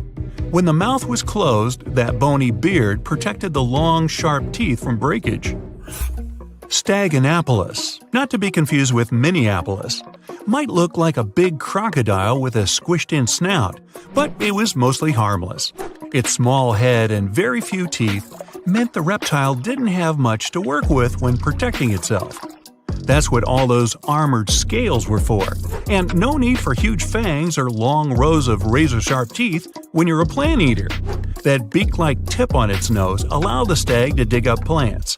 So, really, this reptile was more like a 10-foot scaly pig than a croc. Basilosaurus was a type of ancient whale that lived on our planet about 45 million years ago. Not quite as long as a blue whale, but this guy was still big enough to munch down on other whales and even sharks. Some people believe these monsters could still exist today. Eyewitnesses claim to have seen a giant sea dragon, and Basilosaurus fits the description. Plus, 90% of our oceans are unexplored. There's plenty of space to hide a sea monster. But scientists haven't found any fossils of this ancient whale younger than 3.7 million years. So, this myth is busted. Stegosaurus is one of the most recognizable dinosaurs that ever lived. It can easily be distinguished by those huge spikes on its tail and the bony plates on its back. It was twice as long as a giraffe and nearly 5 times heavier. But compared to its body size, it had the world's smallest brain. It was no larger than a dog's. Pelagornis had the largest wingspan of any bird ever discovered. It was twice the size of the largest bird today, the wandering albatross. Such huge wings made it hard for the bird to take off. It could only do so by jumping off cliffs. And when it finally spread its wings, this giant could only go about 40 miles per hour. The fastest bird today can reach speeds 5 times that. Scientists and geologists are out there in the vast ocean, towing these trusty devices, also known as streamer cables. They drop these cables about 16 to 65 feet deep, with each stretching over 20,000 feet long. Now you can imagine that this whole setup creates quite a commotion underwater, attracting all sorts of curious creatures. And guess who shows up for the party? Sharks. Yep, these toothy pals are drawn to the magnetic fields of the streamer cables and sometimes mistake them for a chewy snack. Now, before you start thinking that sharks have a personal vendetta against these cables, let me tell you something. This is not a new problem. It's been going on since the 1980s. Even big players like Google have faced these underwater cable conundrums. They had to surround these internet cables with a fancy material to protect them from shark teeth. I mean, can you imagine a shark causing a delay in your internet browsing? That's one hungry predator with a serious grudge against technology.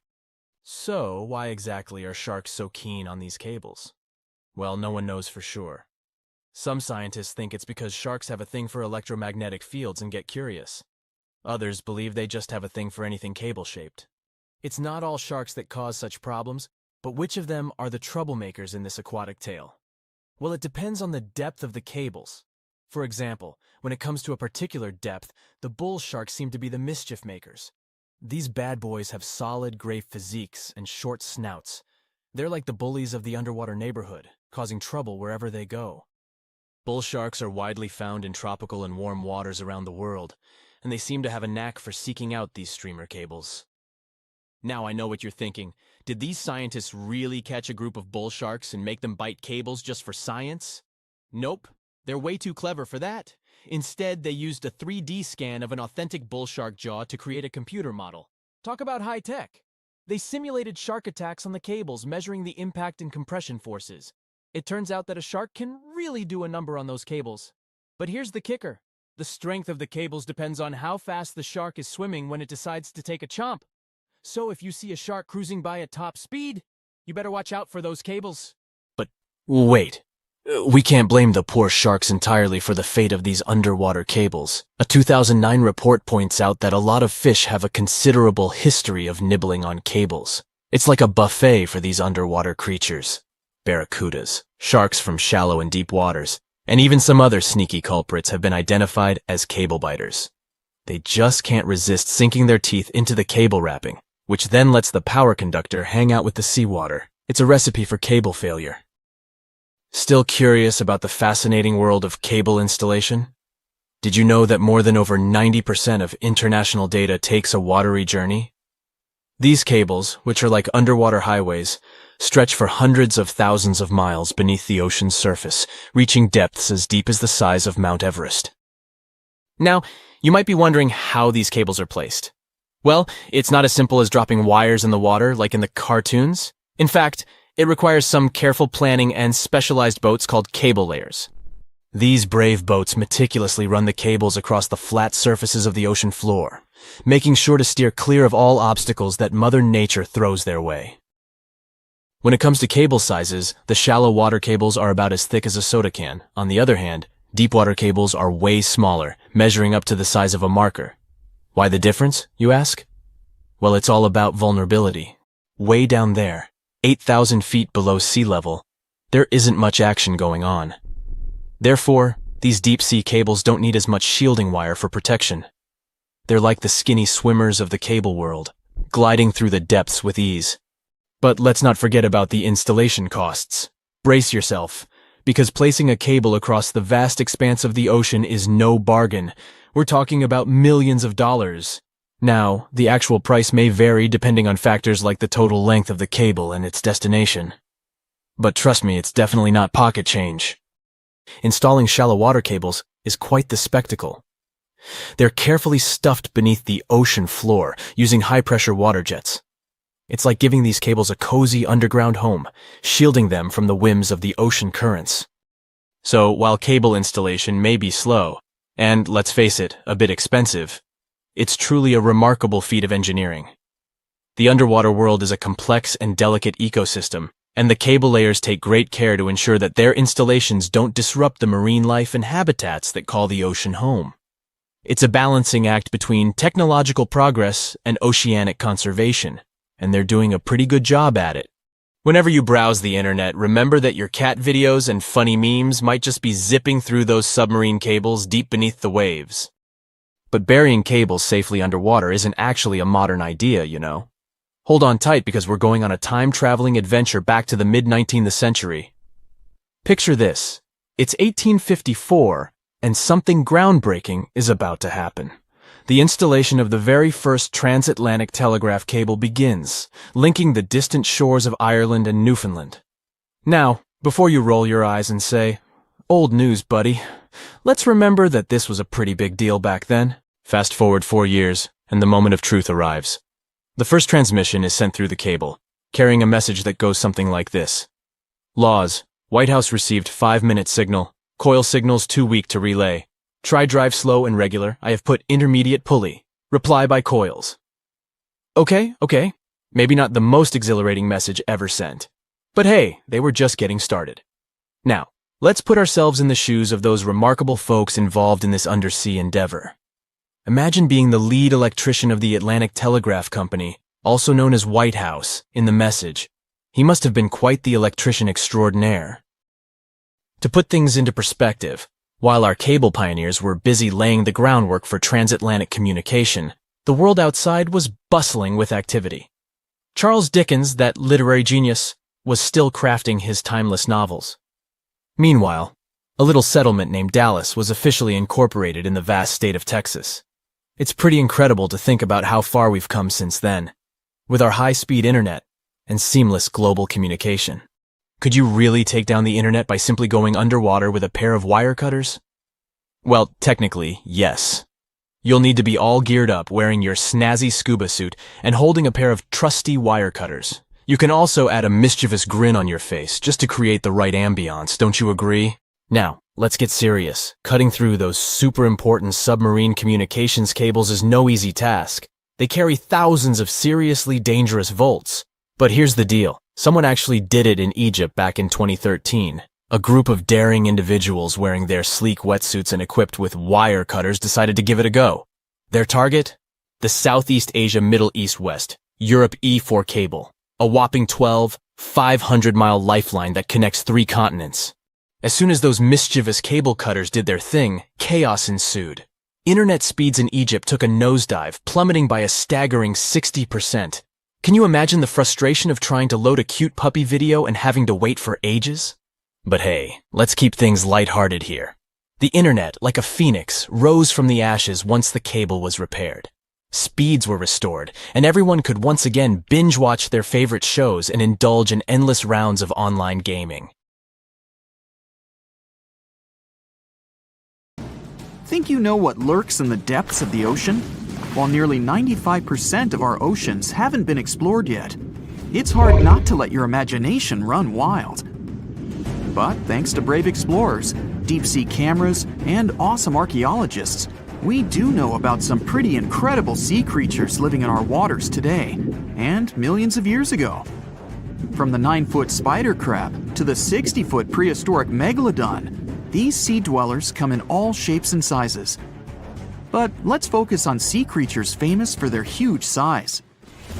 Can you guess which living species of whale is the largest? Well, it's not the orca, but that's a good guess. The orca is a toothed whale that can grow to anywhere from 23 feet to 32 feet, which is slightly smaller than a school bus. How about the narwhal? Nope, they're not the biggest either. These unicorns of the sea live mainly in Arctic waters and only grow 13 feet to 20 feet in length, and that's including their 9-foot tusk. Tired of guessing? Okay, I give in. The largest whale that still exists today is the blue whale. At a jaw-dropping 82 feet to 105 feet, the blue whale is not only the biggest whale we know of, but is currently the largest animal to have ever lived on Earth. Seriously. These animals are bigger than a T-Rex, and even the prehistoric megalodon. If you were to put a blue whale next to a school bus, it would look like it could swallow it. Think about that. According to National Geographic, a blue whale's tongue can weigh the same as an elephant. And their hearts can weigh as much as a car. That doesn't even sound possible. It's no wonder these giants need to eat about 4 tons of krill every day. While there aren't too many animals living today that can compete with the blue whale's epic proportions, there is an entirely different species that is a good contender, and it's not quite what you would expect. It's a jellyfish. No, I'm not talking about the little jellyfish that wash up on the shore and ruin a perfectly good day at the beach. I'm referring to the lion's mane jellyfish, the biggest jellyfish around. This invertebrate can grow up to 120 feet long. They also come in different gorgeous colors like red, purple, or even shades of orange. As if their length wasn't impressive, the lion's mane jellyfish boast a whopping 8 sets of 70 to 150 tentacles. That means they can have up to 1,200 in total.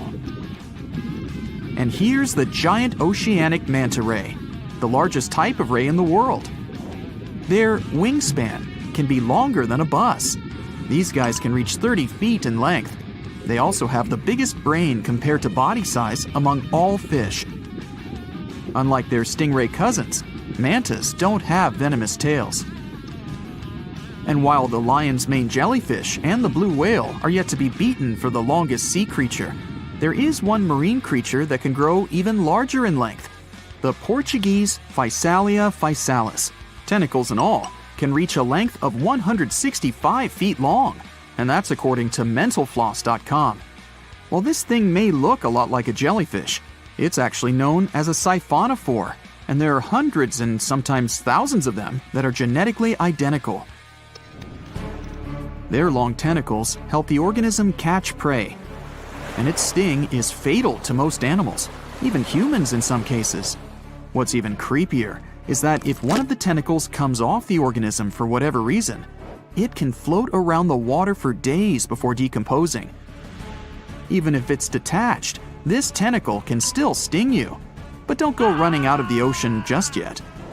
Your chances of being hurt by a Portuguese Physalia physalis sting are pretty slim.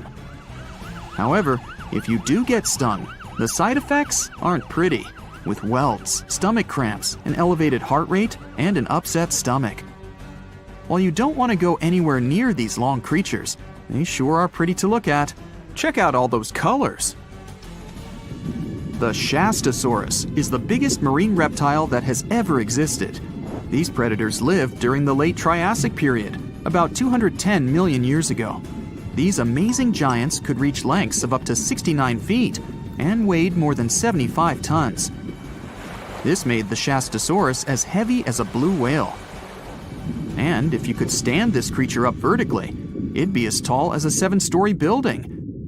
Despite appearances, the Shastasaurus was actually pretty slim for its size. Its ribcage was only 6 feet across. You'd think that this big guy was chowing down on other dinosaurs, but that's not the case at all. This reptile survived on a diet that consisted of small fish and cephalopods, like octopuses and squids.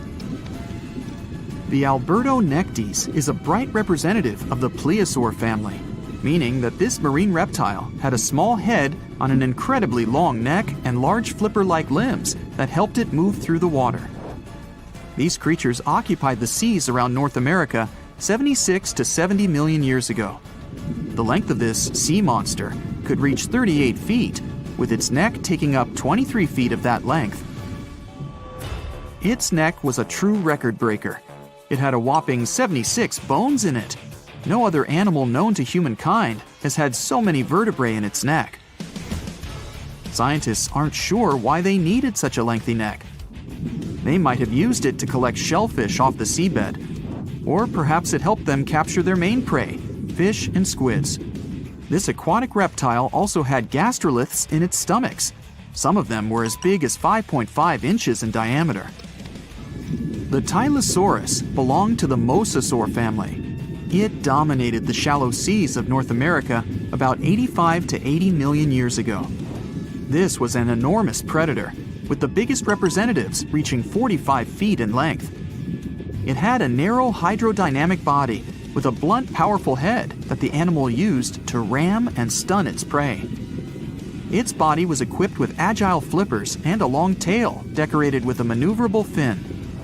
The Tylosaurus was a carnivore, and its diet included not only fish, turtles, and small sharks, but also other mosasaurs, plesiosaurs, and flightless birds. Meet Ophthalmosaurus. This prehistoric reptile thrived during the late Jurassic period and lived in oceans all over the world. Ophthalmosaurus weighed somewhere around 6,000 pounds and grew to approximately 16 feet long, according to newdinosaurs.com. That's about the same length as the beluga whale that exists today. It's too bad these guys went extinct before we had a chance to see them ourselves, as their cartoonish wide eyes and dolphin-like features are pretty darn cute. Of course, the Ophthalmosaurus evolved over time to become ophthalmologists, or eye doctors that we know today. No, that's just a lie. Just testing you.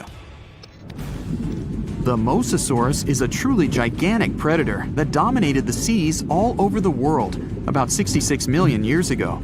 According to fossil evidence, some specimens could be more than 50 feet in length.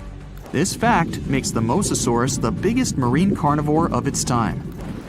One of the most terrifying things about this creature was its crocodile-like head, decorated with literally hundreds of razor-sharp teeth, neatly organized in 2 rows on both jaws.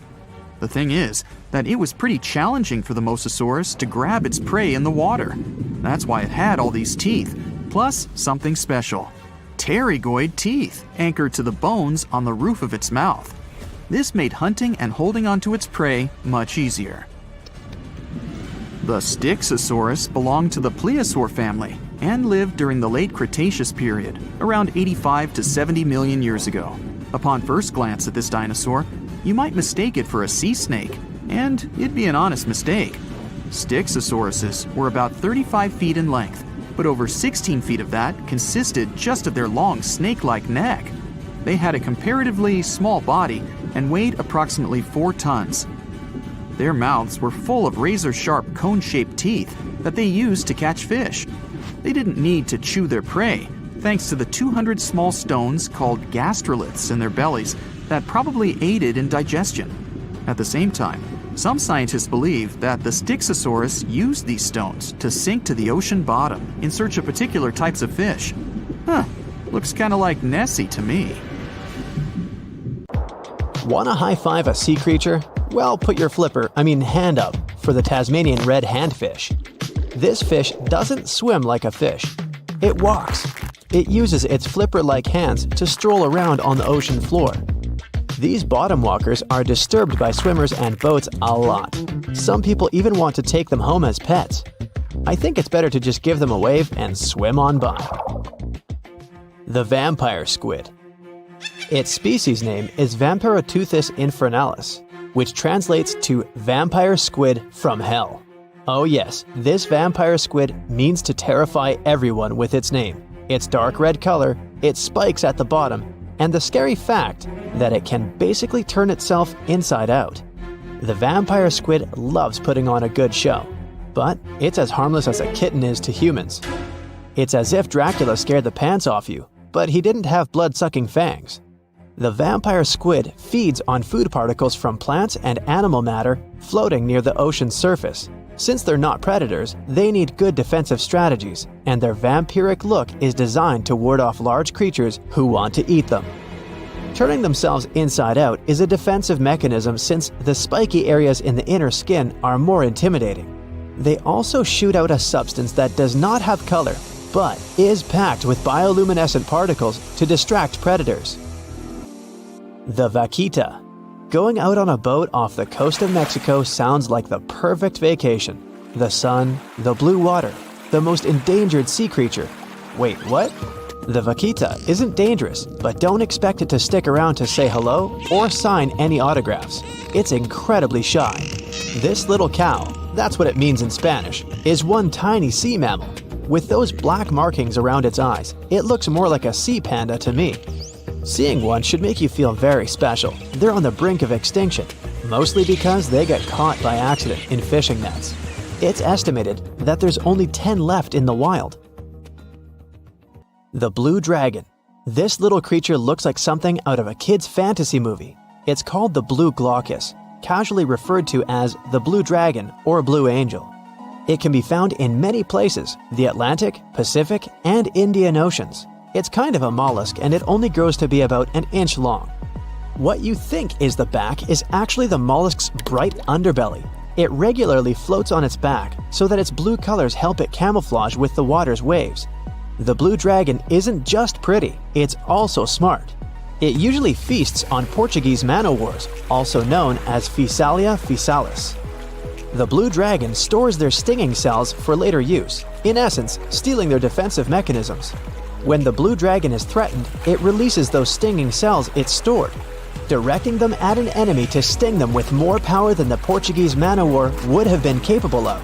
As they can store a huge amount of stinging cells, they can be a threat to humans. So, if you find one, don't pick it up. It's best to admire it from a distance.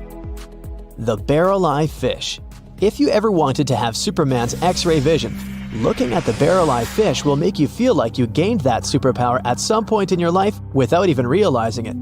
The barrel eye has a transparent head, so you can see how their eyes and brain look inside. This magnificent creature lives in the deep sea. This is the lowest level of the ocean, where strange creatures roam in near-freezing temperatures and constant darkness. They're exposed to water's pressure that's almost 1,000 times that of the surface. If the idea of the deep sea sends a shiver down your spine, stay tuned to learn about another of its creatures later on.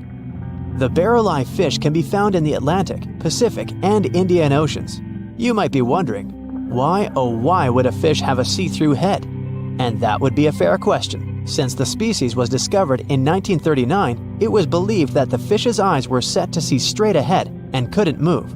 So it was assumed that they had tunnel vision. Scientists Bruce Robinson and Kim Reisenbichler from the Monterey Bay Aquarium Research Institute recently discovered that the fish can move its eyes vertically to see through the top of its translucent head, thus noticing if there are predators or prey nearby.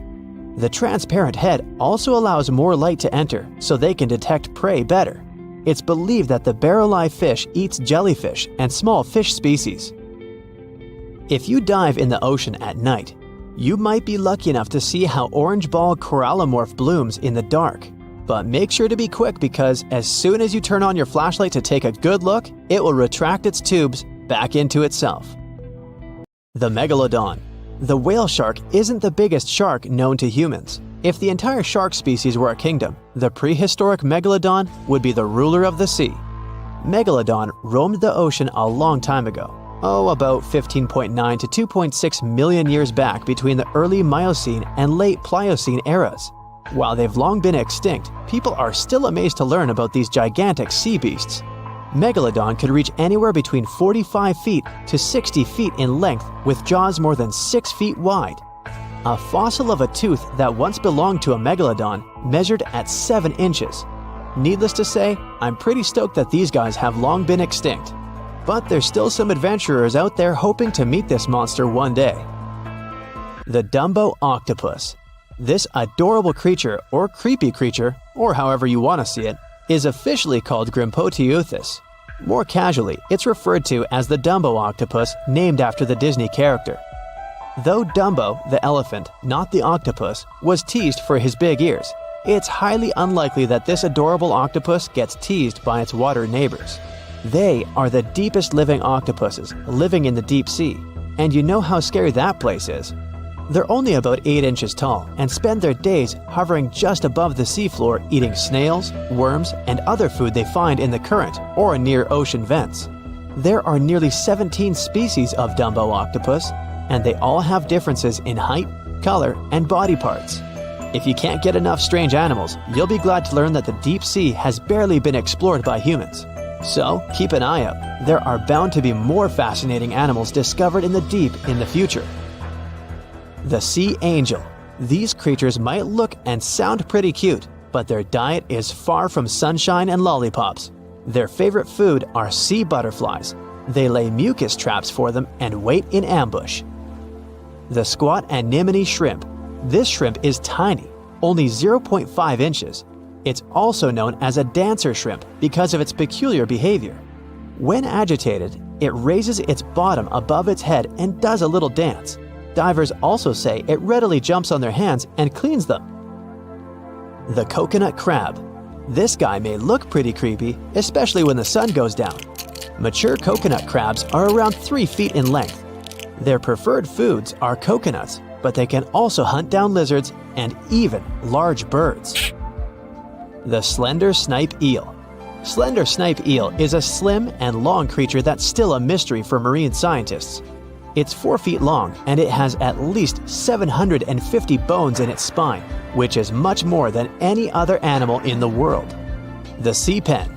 Sea pen is 7 feet long and it has a lot of varieties, but most of them look indeed like a pen or a quill.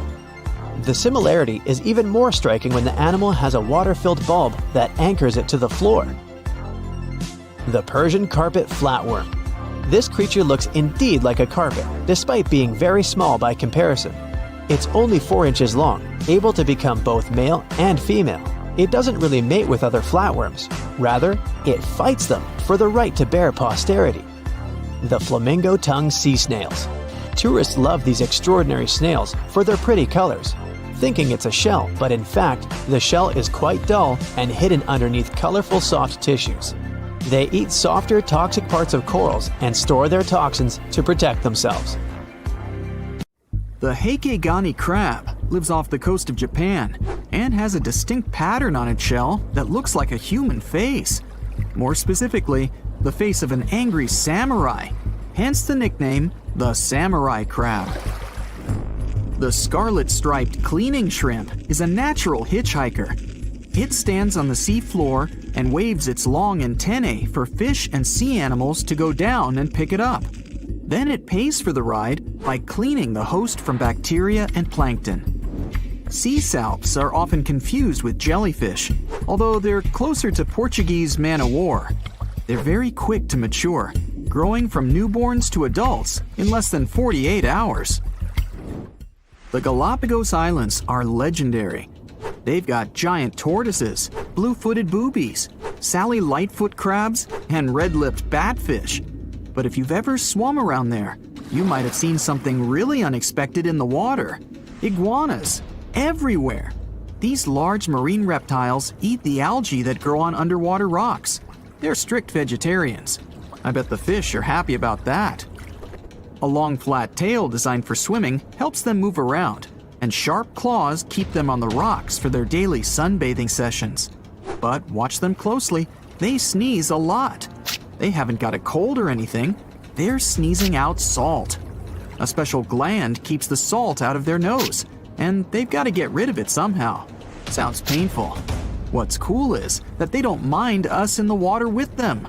Because the islands have been so isolated, the creatures here aren't afraid of humans. Fish can fly too. Thanks to their wing-like fins, flying fish can soar a distance of about 600 feet, almost as long as 2 football fields. They need flight to escape from predators. The skeleton shrimp could be the stuff of nightmares if it wasn't so tiny. As it is, it looks like a stick insect, but almost completely transparent. This creature looks more like a fish from a horror movie than from Earth's oceans. The sea devil anglerfish resides at a whopping depth of 3,200 feet and has no shortage of weird features: razor-sharp teeth, a misshapen body, and an unsettling stare.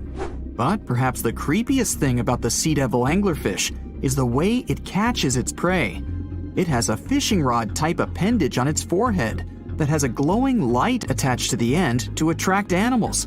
Once these animals come close enough to the light, bam, they're captured by the sea devil's massive jaws. These guys are even capable of eating prey larger than they are, so their eyes aren't bigger than their stomachs. Starfish can cover their prey with their stomachs and eat it outside its body. Then, they simply bring their stomachs back inside. Well, that's handy. Their relatives, sea cucumbers, can do the same party trick, except that they leave part of their guts behind to scare their attacker.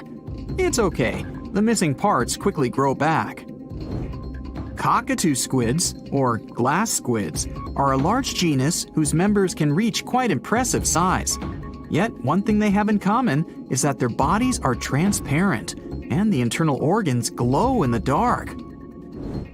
Despite the hairy octopus looking like it's forgotten to comb its hair in the morning, it's actually its skin that's sticking in every direction. Other sea creatures have a harder time realizing where the octopus itself is this way, I guess. The hairy squat lobster lives in reefs, hiding from its enemies in crevices. If you're lucky to see it, you'll instantly notice the drastic difference between its whitish hairs and vibrant pink and violet claws. If you step on a sea urchin, you're gonna know right away. Look at those spikes. While they're not aggressive, they've got a great defense going against any creature that wants to eat them. Venomous spikes and a poisonous bite. Pick your poison, literally. They live in all the oceans of the world, so avoiding them is out of the question. They mostly hang out in shallow water, hiding in rock pools and reefs. So, unmindful people step on them a lot. The long venomous spikes of the urchin look like needles. They feel like them too. They can go in quite deep. Plus, they release a strong toxin. So, what's the cure? Remove the spikes quickly and wash with salt water. Sea turtles are constantly crying. They're not sad or anything. The weeping is only because they excrete excess salts from their body through their tears. Box jellyfish tentacles grow up to 10 feet long, and each tentacle has 5,000 stinging cells. Not bad for a creature that's mostly just water. Their venom is strong enough to paralyze anything they want to eat. Now, if you happen to get stung, it's going to hurt a lot. Its toxins contain proteins that affect the heart, skin cells, and even our nervous system. No wonder it's considered one of the most dangerous creatures on the planet. I wouldn't recommend using sunscreen, soda, coffee, or other older methods. They don't work. Your best bet is some good old-fashioned seawater. Looks like jellyfish are the rulers of the ocean, not sharks. The margin sea lizard isn't an actual lizard. It's a kind of sea slug that dwells close to the water surface. It swims upside down and somersaults to get food. And let's admit, it looks very cute. When some foreign object gets into an oyster's shell, be it a grain of sand, a parasite, or garbage, the thing irritates the mollusk's inner walls. Since the animal can't spit the item out, it envelops it in thin layers that separate from the body. These pearlescent layers accumulate until they form a round pearl. In the past, people believed that pearls were the tears of mermaids. Now we know they're just some decorated debris. Dolphins have highly developed communication. They call each other by name. Each dolphin responds to a specific sound. Mostly they say, "Stop calling me Flipper." The orca is the largest of dolphin species, and they actually have different cultures. Two orcas from different social groups won't even understand each other's language. They're the only animal known to do this. I wonder if they developed any Google Translate for dolphins. The banded shrimp, or banded boxing shrimp, was really aptly named. It's got bands of color all over its body, and always stands in a boxer-like, ready-to-strike pose. The brown-lined paper bubble is another sea slug, and it definitely looks like one. It's got a special ability though. It can quickly burrow holes in the sea floor, hiding from enemies inside them. The snakefish, as the name implies, looks a lot like a snake, but it has a very distinctive feature. It can walk on its fins. Thanks to this peculiarity, it easily crawls from one waterbed to another, choosing habitats more to its liking. On the way, a snakefish can get hungry, for sure, so it often munches on small birds and rodents. It can grow quite big, though, and hunt even larger animals. How much weirder can it get than to walk through the woods and suddenly see a huge and toothy fish stalking some rabbit? The alligator snapping turtle catches its prey by going fishing. Its tongue looks like a worm, and the turtle waits with its mouth wide open at the bottom of a stream, lake, or pond until some unsuspecting fish takes the bait. Then, snap! The jaws come together faster than the blink of an eye, and dinner is served. The mossy jellyfish is normally invisible in the dark abyss where it dwells, but when exposed to light, it will reflect it and shine beautifully. The black swallower might be small, but make no mistake, it could easily gulp down your favorite puppy.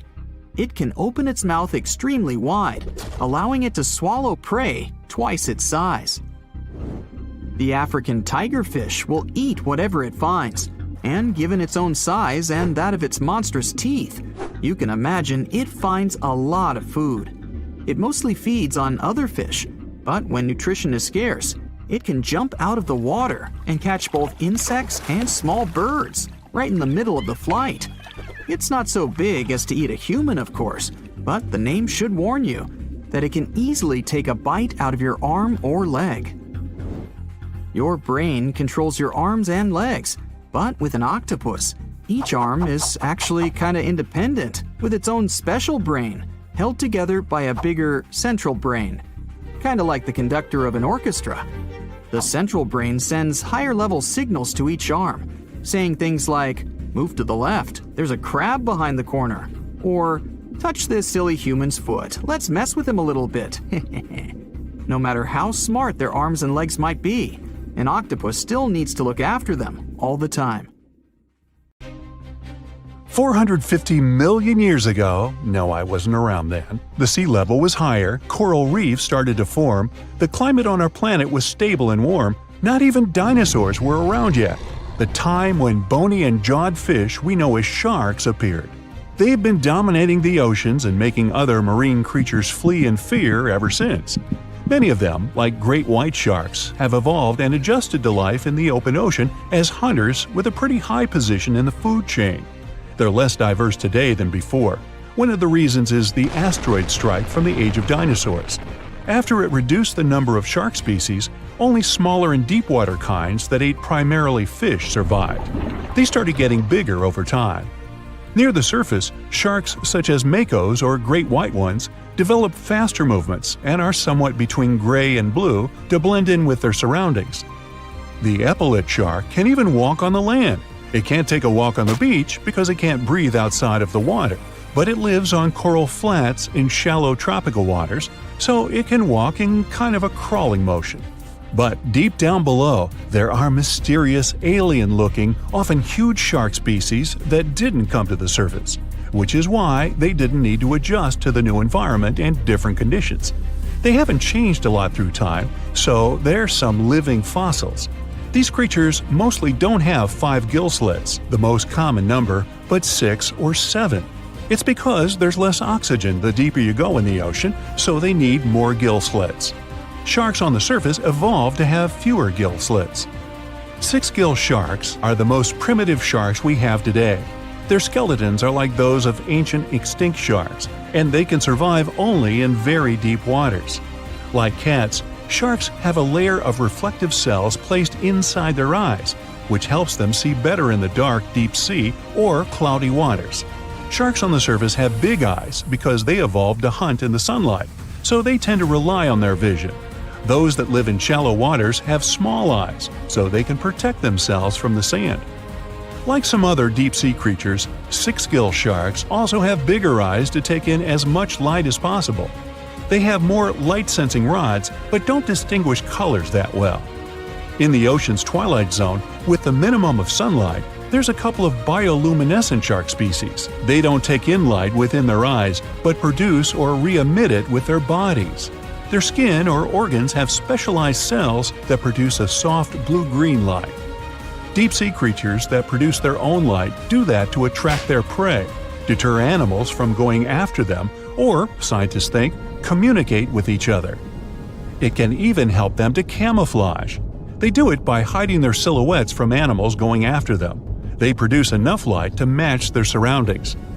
The biggest luminous underwater creature is the kitefin shark, found swimming 980 feet below sea level, preying on groundfish or smaller sharks. It can grow almost 6 feet long and lives 3,200 feet below sea level. Deep-sea sharks are also bigger than those on the surface. The Greenland shark can grow up to 24 feet long, bigger than a great white. There's a thing called deep-sea gigantism. Creatures in nutrient-poor depths of the ocean grow bigger because, that way, they lose less energy as heat. The Greenland shark lives its life in slow motion. It has a slow metabolism and can go very long periods without food. With their slow pace, they evolved to live up to 500 years at depths of 7,200 feet. Sharks in shallow waters catch their prey relying on agility and speed, but for them it's easier because there's plenty of food on the surface. Deep-sea sharks, with less food and slower life rhythm, had to develop a different style.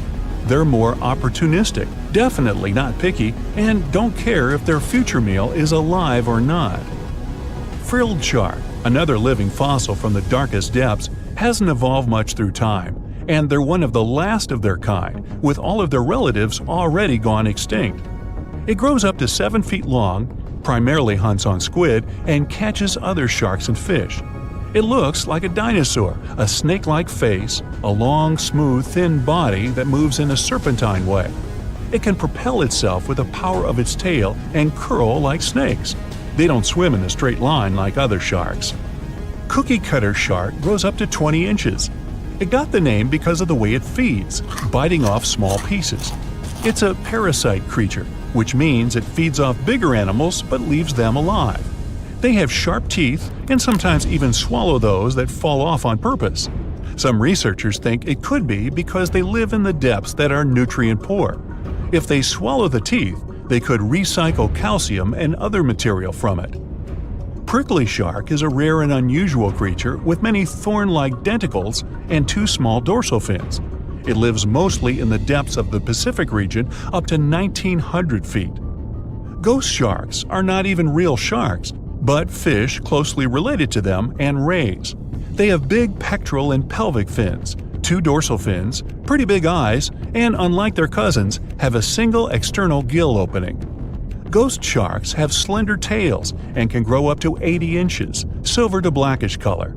They sometimes live in rivers and coastal waters, but also in the depths of the ocean of 8,200 feet or even deeper.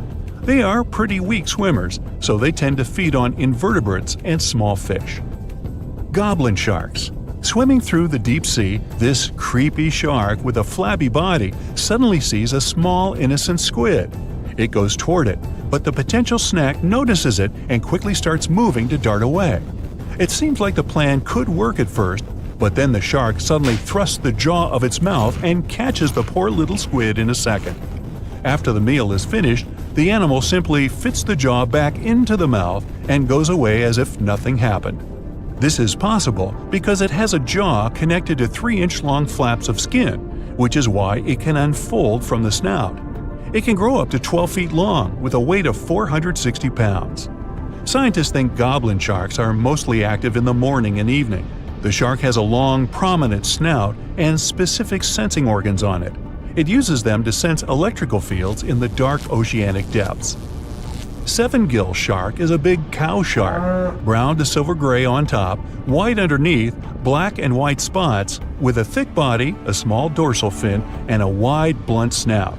It can grow up to 10 feet long, mostly lives in the depth of 1,870 feet, but you can also find it in deep channels and bays. It can be aggressive toward humans if provoked, so don't. Like most deep-sea creatures, it's an opportunistic hunter that's not quite picky but likes to go after dolphins, seals, porpoises, and other marine animals. Megamouth sharks mostly live in the depths of 15,000 feet and spend most of their time in the dark, like me. Scientists discovered it in 1976 because it went near the surface at night to feed on zooplankton. That's the only time these sharks go there. During the day, they return to their quiet, dark, and mysterious depths. They are filter feeders, which means they keep their mouths wide open while swimming, so they filter the planktons they like to eat. There are organs that produce light inside of their mouths, which attracts potential prey, such as pelagic crustaceans. These sharks live in the deep parts of the ocean, but you can rarely find them below almost 2 miles.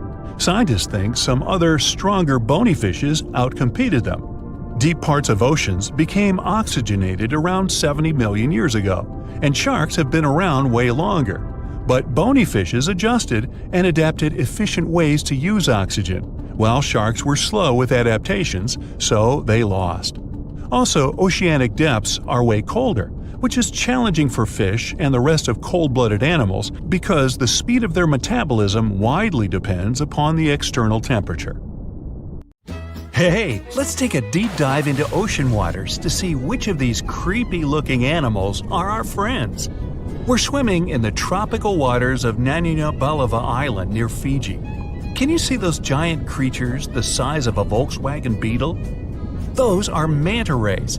They've got a long whip-like tail and large flat diamond bodies. There are 2 species of manta rays, the reef manta ray and the giant manta ray. They belong to the same family as sharks, but they only have small teeth in their lower jaw. They feed on zooplankton, tiny fish, and crustaceans. Manta rays are social animals, and they like people. Once you let them come close to you, they'll swim around you to observe you. Don't chase them though, because they're super fast swimmers. Their name translates to cloak or blanket, and out of all sea creatures, they've got the largest brain compared to body weight ratio. These fellas can recognize themselves in a mirror. The Asian sheep's head wrasse follows. Even if it seems unsightly, it's one of the friendliest fish you'll come across in the shallow waters of Japan, China, and Korea. It has protrusions on both its jaw and head. It likes to hide in its anemone, and it's usually scared to go out even at 40 inches long. One of these fellows developed a friendship with a Japanese scuba diver 30 years ago. When the diver found the fish, it was injured, and he helped it recover. The diver had been the caretaker of an underwater Shinto shrine. He calls the fish by hitting the underwater bell. Time to go swimming with the largest fish in the world, the whale shark. Though these creatures are sharks, they have a lot in common with whales. They can live for 100 years, though they've got tiny brains. They're indifferent to humans. These fellas don't care about anything they can't eat. And unlike other shark species, they won't bite you. Whale sharks are filter feeders. They do have teeth, 3,000 of them, but they don't use them. They've got a massive mouth, like me, but their throat is only the size of a quarter. Next, we have the sunfish, a fish without a tail that looks like it's been cut in half.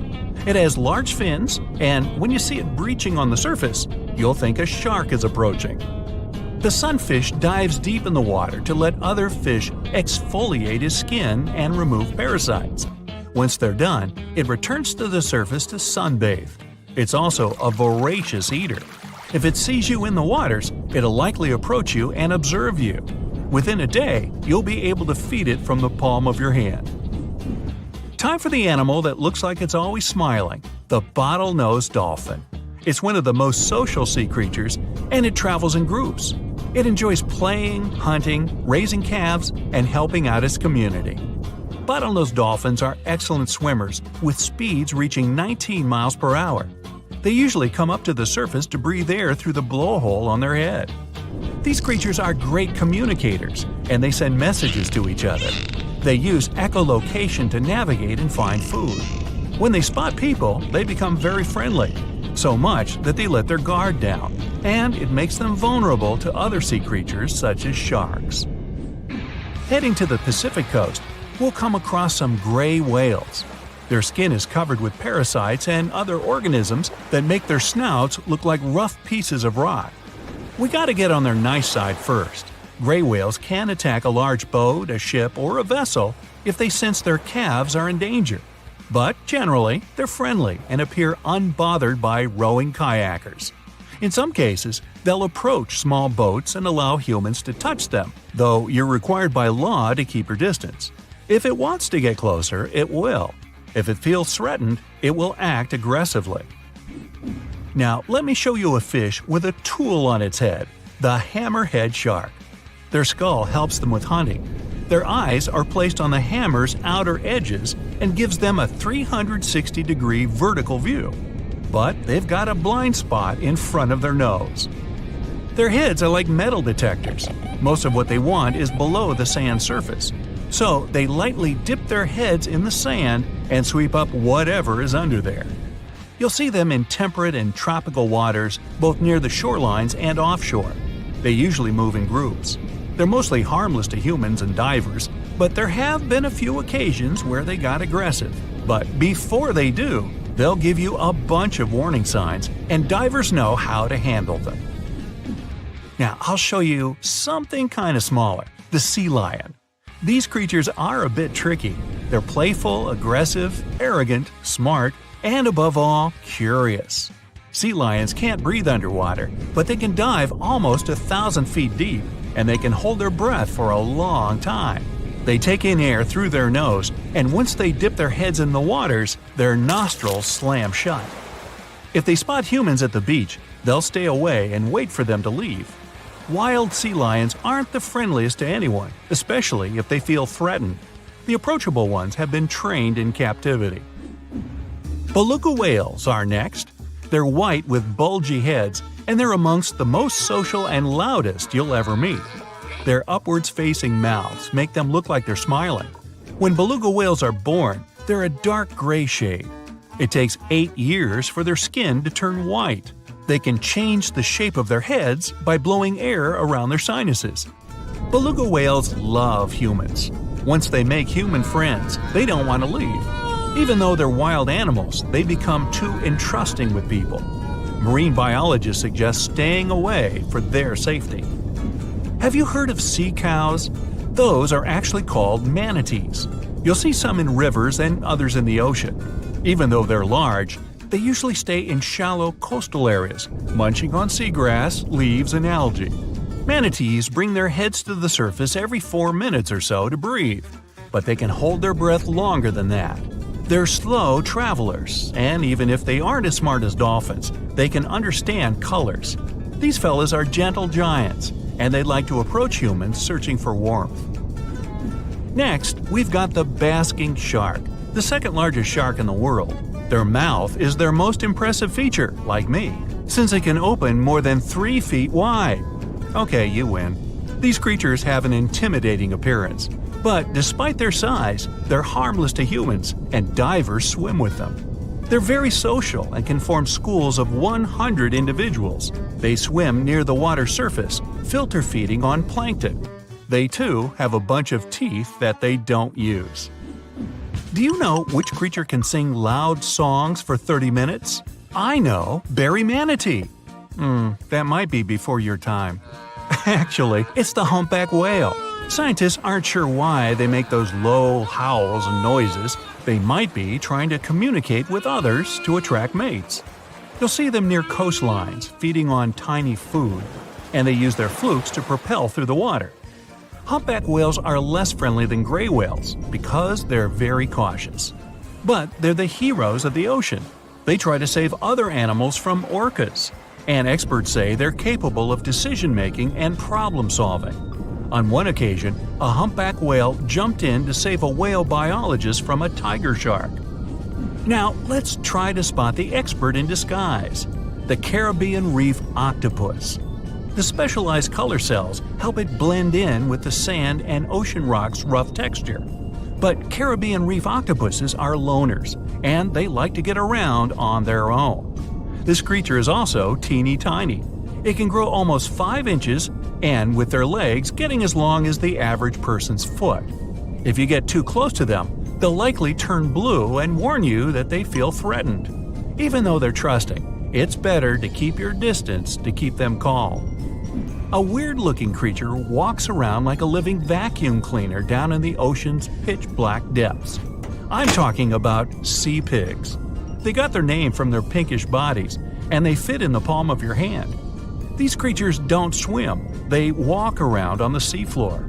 Their legs consist of 5 to 7 pairs of enlarged tube feet, and they have tentacles around their mouths to fiddle through the mud to find scum to munch on. Yumbo!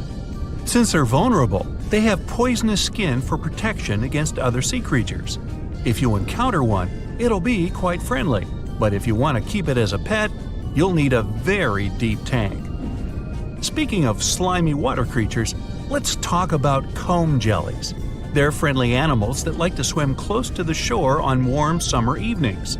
There are 2 types of comb jellies, some with 2 tentacles and some without any. You can spot them at night since they glow in the dark and light up the waters. One of them is the sea gooseberry. On the sand it looks like a transparent blob of jello, and it can fit into a teaspoon. Unlike jellyfish, comb jellies don't sting because they don't have stinging cells, and they're safe to swim with.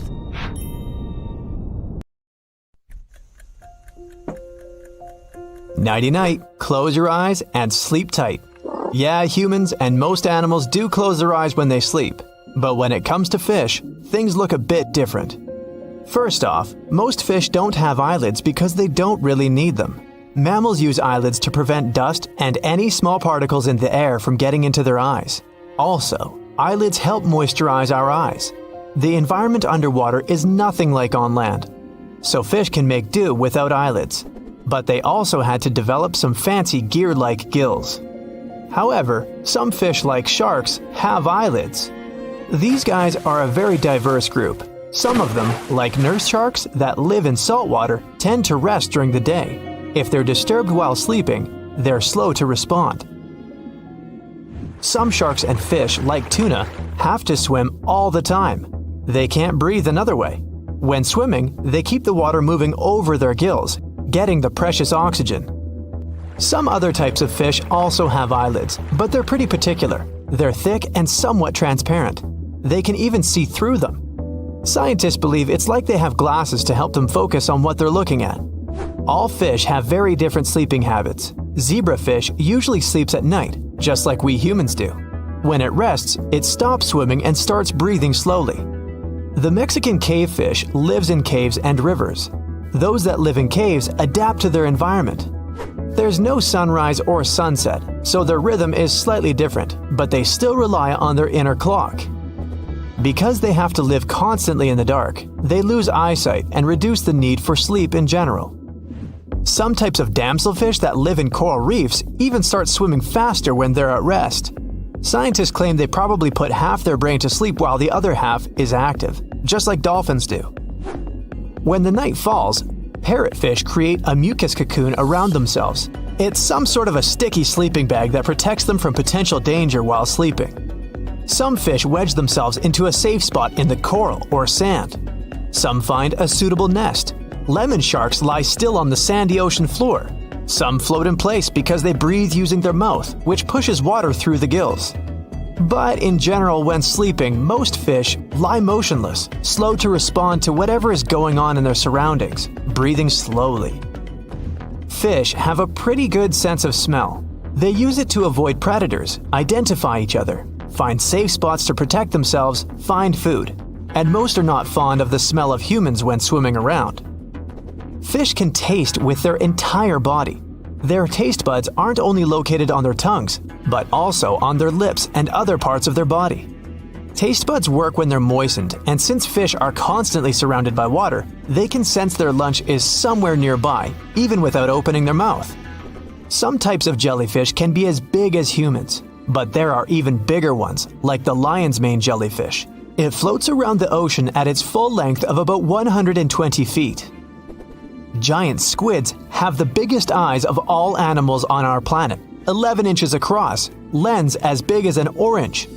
The rest of the body is huge too. It weighs around 1,000 pounds and they're 26 feet long. and some scientists believe it can grow even more, up to 46 feet.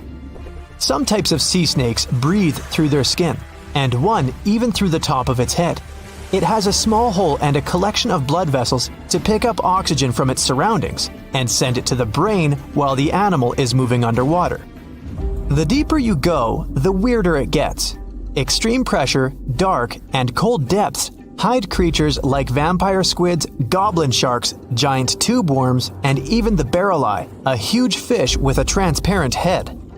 Sea lions can dance when they hear a good beat, making them the second animals on Earth that can move their bodies by following some external beat. They're pretty smart and can even learn some cool dance moves. Sharks are older than trees. The earliest trees showed up 350 million years ago in the area of the Sahara Desert. There was a forest back then. Sharks have been around for 450 million years. Jellyfish and horseshoe crabs have also been here longer than the trees. Whale songs can help us map out the ocean floor. Male whales use deep bellowing songs to attract mates, and these songs are the loudest sound coming from the marine world. They can be heard up to 600 miles away and reach depths of 1.6 miles under the water. The sound bounces back, which helps researchers to get accurate measurements. There are tiny worms living off the coast of Japan. They're pretty feisty and one of the loudest creatures in the ocean. They can be aggressive towards each other and even fight. While doing that, they emit one of the loudest sounds an underwater world can produce. Rings of a tree can tell you its age and give you some information about the tree. The same goes for a narwhal's tusk. You can find these unusual creatures in Arctic waters. They live up to 50 years and change color as they age, from blue-gray at the beginning of life to white as they get older. Their tusks are teeth with millions of nerve endings, something they use for feeding and communication with each other. But the tusks also get new layers through the years, giving more information about their age and past living conditions, even diet. Blue whale calves gain about 200 pounds per day when growing up, especially during their first year. When fully grown, they can hear up to 1,000 miles away and move at a pace of up to 20 miles per hour. A glass octopus is rarely seen in the ocean, but can be found in tropical and subtropical regions in deeper parts of the ocean called the twilight zone, or even deeper. Same as with other glass animals like comb jellies or glass frogs, you can almost completely see through these octopuses. Like, you can see their digestive tract, optic nerve, and cylindrical eyes. Pink see-through Fantasia is a glass version of a sea cucumber that uses its bioluminescence to make the predators disappear. There's a pretty bizarre microscopic creature in the ocean that looks like a multi-stage rocket, made of multiple units that repeat, including stomachs and tentacles. Just like ants, they make a colony of many individuals, which works like a single organism. Whale sharks are the biggest fish in the world. They're sharks, but have a lot in common with whales too. Their size is spectacular. They can be up to 40 feet long and weigh around 20 tons, about the weight of 5 hippos. A peacock mantis shrimp is a candy-colored marine creature that can detect ultraviolet light. They have 16 color-receptive cones, unlike us. We only have 3. Frogfish can camouflage, but they don't do it to hide from predators. They want to hide so their prey doesn't see them. They don't have teeth, so they swallow their lunch without biting or chewing. There's a type of marine worm that has a body that divides into a single head and many branches, each ending with a bottom. Also, each ending can grow a brain and eyes on its own. The world's biggest living creature is in the ocean. It's not a huge fungus or a copse of trees, but the Great Barrier Reef off the Australian coast. That reef covers an area of 133,000 square miles and is so big you can see it from outer space. Over 90% of the life forms we have on our planet are underwater and yet undiscovered. At the same time, the ocean makes almost 100% of living space on Earth. Our ocean is like a magnet for heat. The atmosphere doesn't allow heat to escape, which is why all that energy has to be directed somewhere, so it goes straight into the oceans. Because of that, ocean temperatures have increased over the last decades. 90% of volcanic activity on the Earth happens in the ocean. The most significant concentration we know is in the South Pacific, an area no bigger than New York, but with more than 1,100 volcanoes. Pressure at the bottom of the ocean is impressive, especially in the Mariana Trench. If you could go down there, it would be like you're standing and holding almost 50 jumbo jets on your shoulders. The deeper you go, the creepier they get. You're about to travel to the darkest ocean depths and check whether this claim is true. Are the creatures living there as scary as people think? You go 120 feet down underwater. Pay close attention to the bottom under your flippers. Oh my, what's that terrifying face half hidden in the sand? That's the northern stargazer. You can meet this fish in the eastern United States. It buries itself in the sand until unsuspecting prey gets near. Then, the nightmarish creature electrically shocks the poor animal and dines on it. You are moving deeper to 240 feet under the surface. That's where you spot a colorful, puffy creature, no more than 1 foot long. It's the sarcastic fringehead. At first, the fish seems to be harmless. Only unless it's provoked. When this animal is agitated, it opens its huge mouth to fend off predators. This defense tactic is a sight to behold, both surprising and frightening. Luckily, the fish is no threat to people whatsoever. The creature you see next can comfortably live in shallow waters, but you meet it at a depth of 900 feet. You don't even need to wonder why the animal's called the Game of Thrones brittle star. Unlike starfish that slowly crawl across the seabed, this creature moves fast. It wriggles its long, flexible arms to get from point A to point B. Its body is protected by a hard calcium carbonate shell. Also called snake stars, these creatures are tiny and easily fit in nooks, cracks, and small crevices in rocks. At a much greater depth of 2,000 feet, you come across the giant squid. For a long time, it was thought to be a creature from legends rather than a real animal. The giant squid was first caught on camera in 2001, and it's exactly as big as its name implies. The creature's eyeballs are the size of soccer balls, and the squid itself can weigh up to 600 pounds. Almost 3,000 feet below the surface, you get spooked by another creepy-looking animal. It's somewhat red and rather small, no longer than 1 foot long. As you approach the creature, it looks rather docile, or maybe just indifferent. The vampire squid, that's the animal's name, looks like an umbrella with tentacles. It doesn't even produce ink, so you leave it alone. Soon after that, at a depth of 3,200 feet, you meet the cookie cutter shark. This creature is a parasite. It attaches itself to big fishes, dolphins, whales, and sometimes even people. Then, using its neatly arranged serrated teeth, it gouges out cookie-sized pieces of meat. This nasty glowing animal doesn't grow larger than 20 inches and lives in the ocean twilight zone.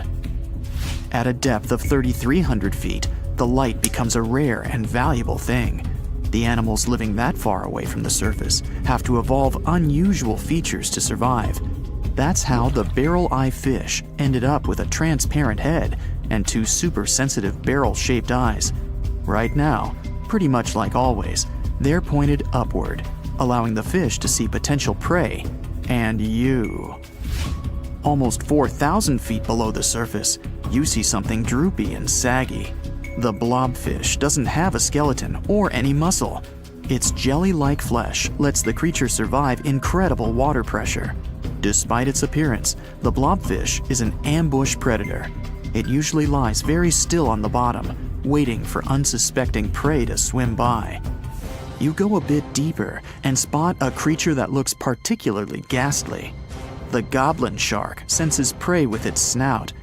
The creature's terrifying jaws are attached to elastic ligaments. When some animal comes too close, the shark catapults its mouth forward to catch it. If your mouth could do the same, you would be able to eat things dangling 7 inches away from your face. Even deeper than that, at 5,000 feet, you notice another member of the shark family. The frilled shark looks like an overgrown eel, but its gills are lined with red fringe at the edges, hence the name. The creature's horrifying mouth has 25 rows of razor-sharp backward-facing teeth, 300 in total. The shark prefers to hover in the water, waiting for its prey to come closer. Then, it charges at it like a snake. Suddenly, you see something glow brightly like an electric bulb. But after coming closer, you recoil in horror. The creature looks like an upgraded eel equipped with oversized teeth. That's the deep-sea dragonfish that can live at a depth of 6,000 feet. Chemical processes going on inside the fish's body produce an eerie red glow. This glow is used to communicate with other fish. At the same depth, you meet another deep-sea inhabitant. Its most prominent feature is its huge mouth. Thanks to it, the gulper eel can swallow its prey whole. Its stomach can expand to a terrifying size when it needs to fit something large. At a depth of 6,600 feet, you come across an angry-looking creature with a fishing rod over its head. It's the deep-sea anglerfish. The animal has an unusual dorsal spine, even though it's worn only by females. It protrudes above their mouth and has a lure on its tip, some luminous flesh that baits prey. The anglerfish has such a big mouth and its body is so pliable that it can swallow animals twice its own size. You're 7,000 feet down when you see another fish that's glowing in the dark. The black dragonfish is a sly creature. It has its light-producing organs arranged along its belly. The spooky creature also has gleaming flashlights next to its eyes. They help the animal find prey and attract potential mates. At the same depth, you also spot an enormous pill bug. But unlike the critter you can find in your garden, this one is at least 20 inches long. That's the giant isopod, and it is, indeed, related to the roly-poly, as well as crabs and shrimps. These creatures may look somewhat scary, but they're harmless. They feast on other deep-sea animals only after those have passed away. At a depth of 13,000 feet, you notice the ocean floor has become a bit fluffy. That's because it's covered with zombie worms. These creatures rarely grow to be more than 2 inches long, and still, they can break down fairly large animals, so strong the acid they produce is. The worms' feathery appearance makes them look like plants, but the truth is, these creatures munch on rock-hard bones of the world's largest animals, such as whales. The grid-eye fish almost scares you out of your mind soon after that. This creature has a pair of large greenish oval plates on the top of its head and no eyes whatsoever. Experts believe that these bony membranes detect light coming from predators, saving the fish's life. You're now 3 miles down below the surface, and that's where you spot something bizarre on the bottom. It's definitely a fish, but it's standing on the ocean floor on 3 long, rigid legs. Ah, it's the tripod fish. Curious rather than scary. This creature has adapted to the almost complete darkness by giving up on its vision. It has to rely on vibration and touch to sense prey. And then, the fish uses its fins as hands to transport food directly into its mouth. You don't have time to go any deeper before you spot the faceless fish. This slightly off-putting creature has no eyes, and its mouth, smiling a Mona Lisa smile, is underneath its body. For the first time, the faceless cusk, which is the creature's official name, was seen more than a century ago. The next time it happened was only in 2017. Once you've reached a depth of 6 miles below the surface, you see deep-sea cucumbers. These bizarre creatures are much bigger than their shallow water relatives. They spend most of their time on the sea floor. But if they need to escape predators, they are able to swim away. Deep-sea cucumbers have bright purplish coloring, tiny feet, and tentacles that surround their mouths. Cute. The question is, why do these deep-sea creatures look so scary? Life is very different there, at the bottom. Tremendous water pressure, a lack of food, and constant darkness. You have to adapt to survive in such extreme conditions. You're sitting in a soft chair at home and watching TV. Click another reality show. Click an action movie you've seen so many times. Click a nature documentary. Boring. Click, click, click. Ah, the remote stopped working. Great. You open the back lid to change the batteries, and a random thought occurs to you.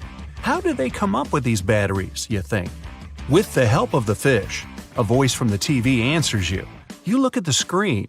The host of the wildlife show talks about electric eels, how they generate electricity, why they don't hurt themselves with it, and how they help to create batteries. Okay, they got your attention. Make yourself comfortable and enjoy. We fly to South America. Here our exciting adventure through the tropical jungle begins.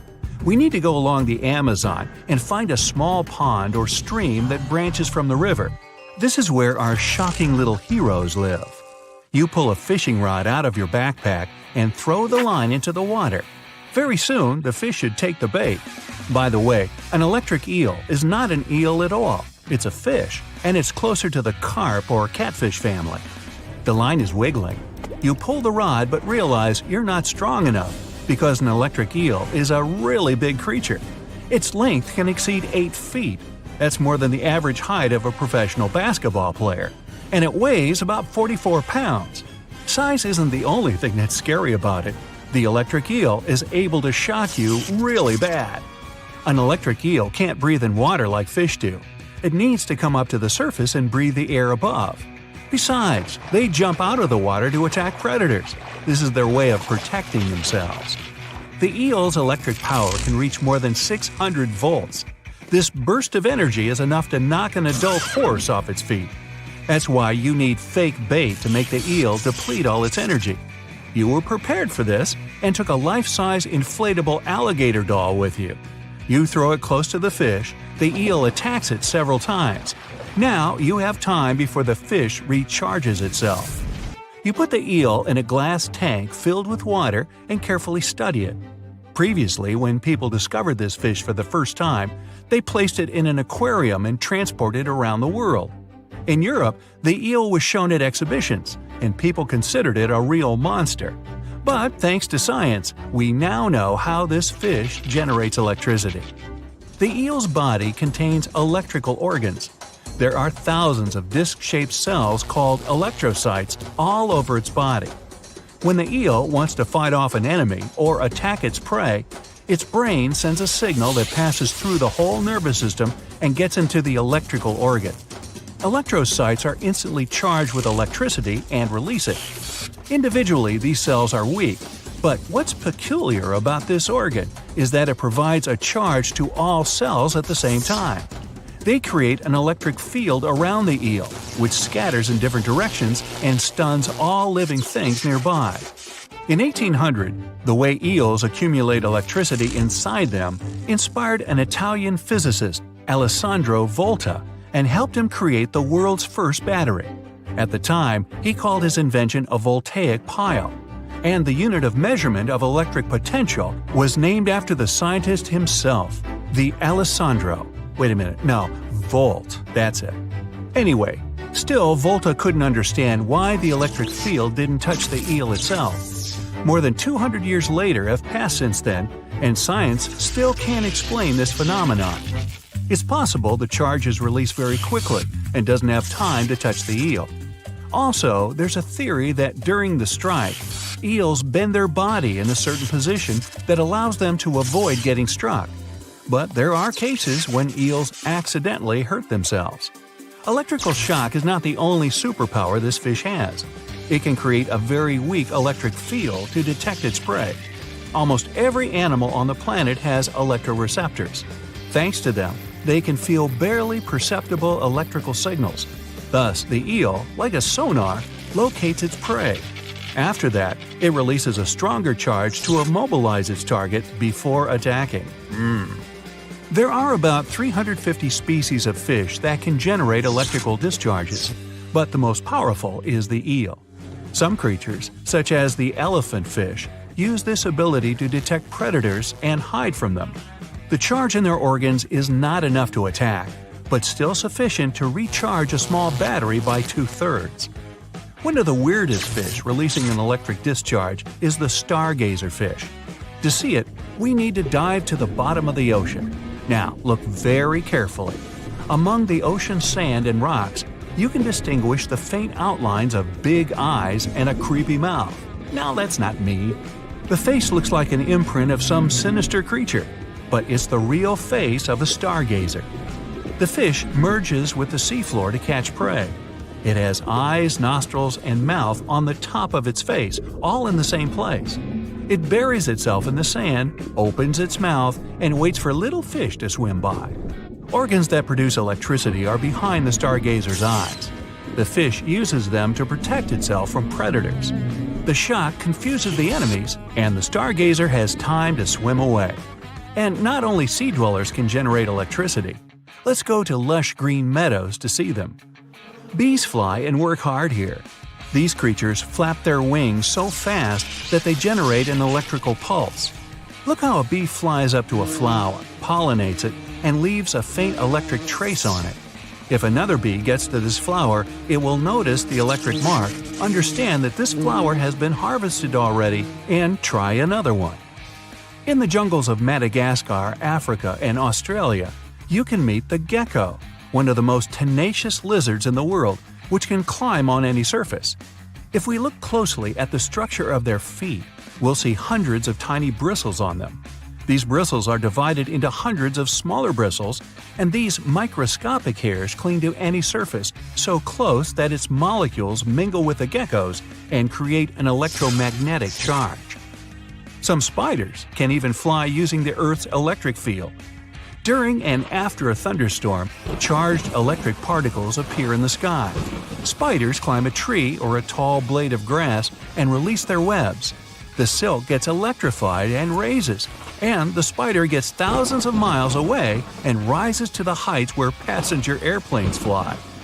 Besides, spiders use electricity to catch prey. They cover their web with a special glue with electrostatic properties. This glue is immediately attracted to any objects that fly in the air. Thanks to this ability, the prey is very easily entangled and gets stuck inside the silk. The oriental hornet has pigments that work just like solar panels do. The hornet absorbs the sun's rays and converts them into energy. Almost all living creatures have an electrical potential. You, watching this video, holding a cup of tea in your hands, or talking to someone. This all happens because your brain sends a signal to your nervous system, and this signal is electrical. You go to the gym, lift heavy dumbbells, squat with a barbell, and all your muscles are contracted with the help of an electric charge. This energy is present in almost all cells. The only question is why some animals have a stronger charge, while others have a weaker one. Evolution is the answer.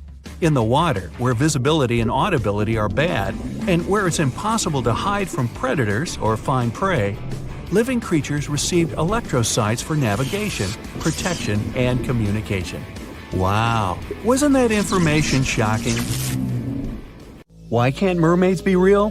Well, firstly, they would freeze and struggle to survive in the frigid ocean waters. Brrr! You know, those skinny Disney types would turn into icicles. The truth is, the human body isn't built for prolonged aquatic adventures. I mean, come on, who wants to hang out in bone-chilling depths? Sure, there are warmer spots near the ocean surface, but if mermaids wanted to set up shop at the bottom of the deep blue, things would get frosty real quick. Water temperature drops like a pop balloon the deeper you go. So what would a cold-resistant mermaid look like? Hairy and big. Imagine a super fuzzy aquatic mammal or an extra plump mermaid rocking the underwater fashion scene. Not exactly the image we had in mind, huh? Secondly, they just can't cherry-pick body parts like in a mythical buffet. Mammals and fish play by different rules. Fish don't have the warm-blooded hairy vibes that define mammals like us. It's like trying to merge a human with a fish. Evolutionarily speaking, that's a big no-no. Our human lineage and the fish clan took different paths long ago. They're distant relatives, like that cousin you see at family reunions and awkwardly wave at from a distance. And don't even get me started on digestive dilemmas. Fish and mammals have completely different plumbing systems. When you imagine a mermaid with a mix of mammalian digestive powers and fishy hindquarters, well, things just don't add up. Let's dive deeper and separate fact from fishy fiction. If mermaids needed to swim up to the surface for a gulp of fresh air, they'd require a blowhole instead of a regular nose and mouth. You know, just like our crocodile friends with their handy nostrils. Breathing underwater ain't no easy feat, my friends. Now, if mermaids were all about that aquatic life, they'd either need gills that they curiously lack, or another clever way to supply themselves with oxygen. Marine mammals have evolved anatomies that allow them to survive those lengthy oceanic excursions. Human divers, on the other hand, have their lungs shrunk in size when they go deeper due to the pressure. Some whale species have special rib cages to protect their lungs during such moments. Plus, they've got that fancy myoglobin stuff in their muscles and blood, which loves to cozy up with oxygen. Mermaids would need something similar in their toolkits. Now, let's not forget about those gangly human arms and fingers that serve us so well on land. Hello, pizza time. Sadly, in the water realm, they're not ideal. If mermaids had been around longer in evolutionary terms, maybe their arms would have undergone some serious makeover. If mermaids had a lengthier evolutionary history, those arms would need some adjustments, that's for sure. Unless, of course, there was a good reason for their existence. Maybe their environment would require them to be food-gathering aficionados rather than speedy swimmers. So you see, the mixture of human and marine anatomy may offer the worst of both worlds.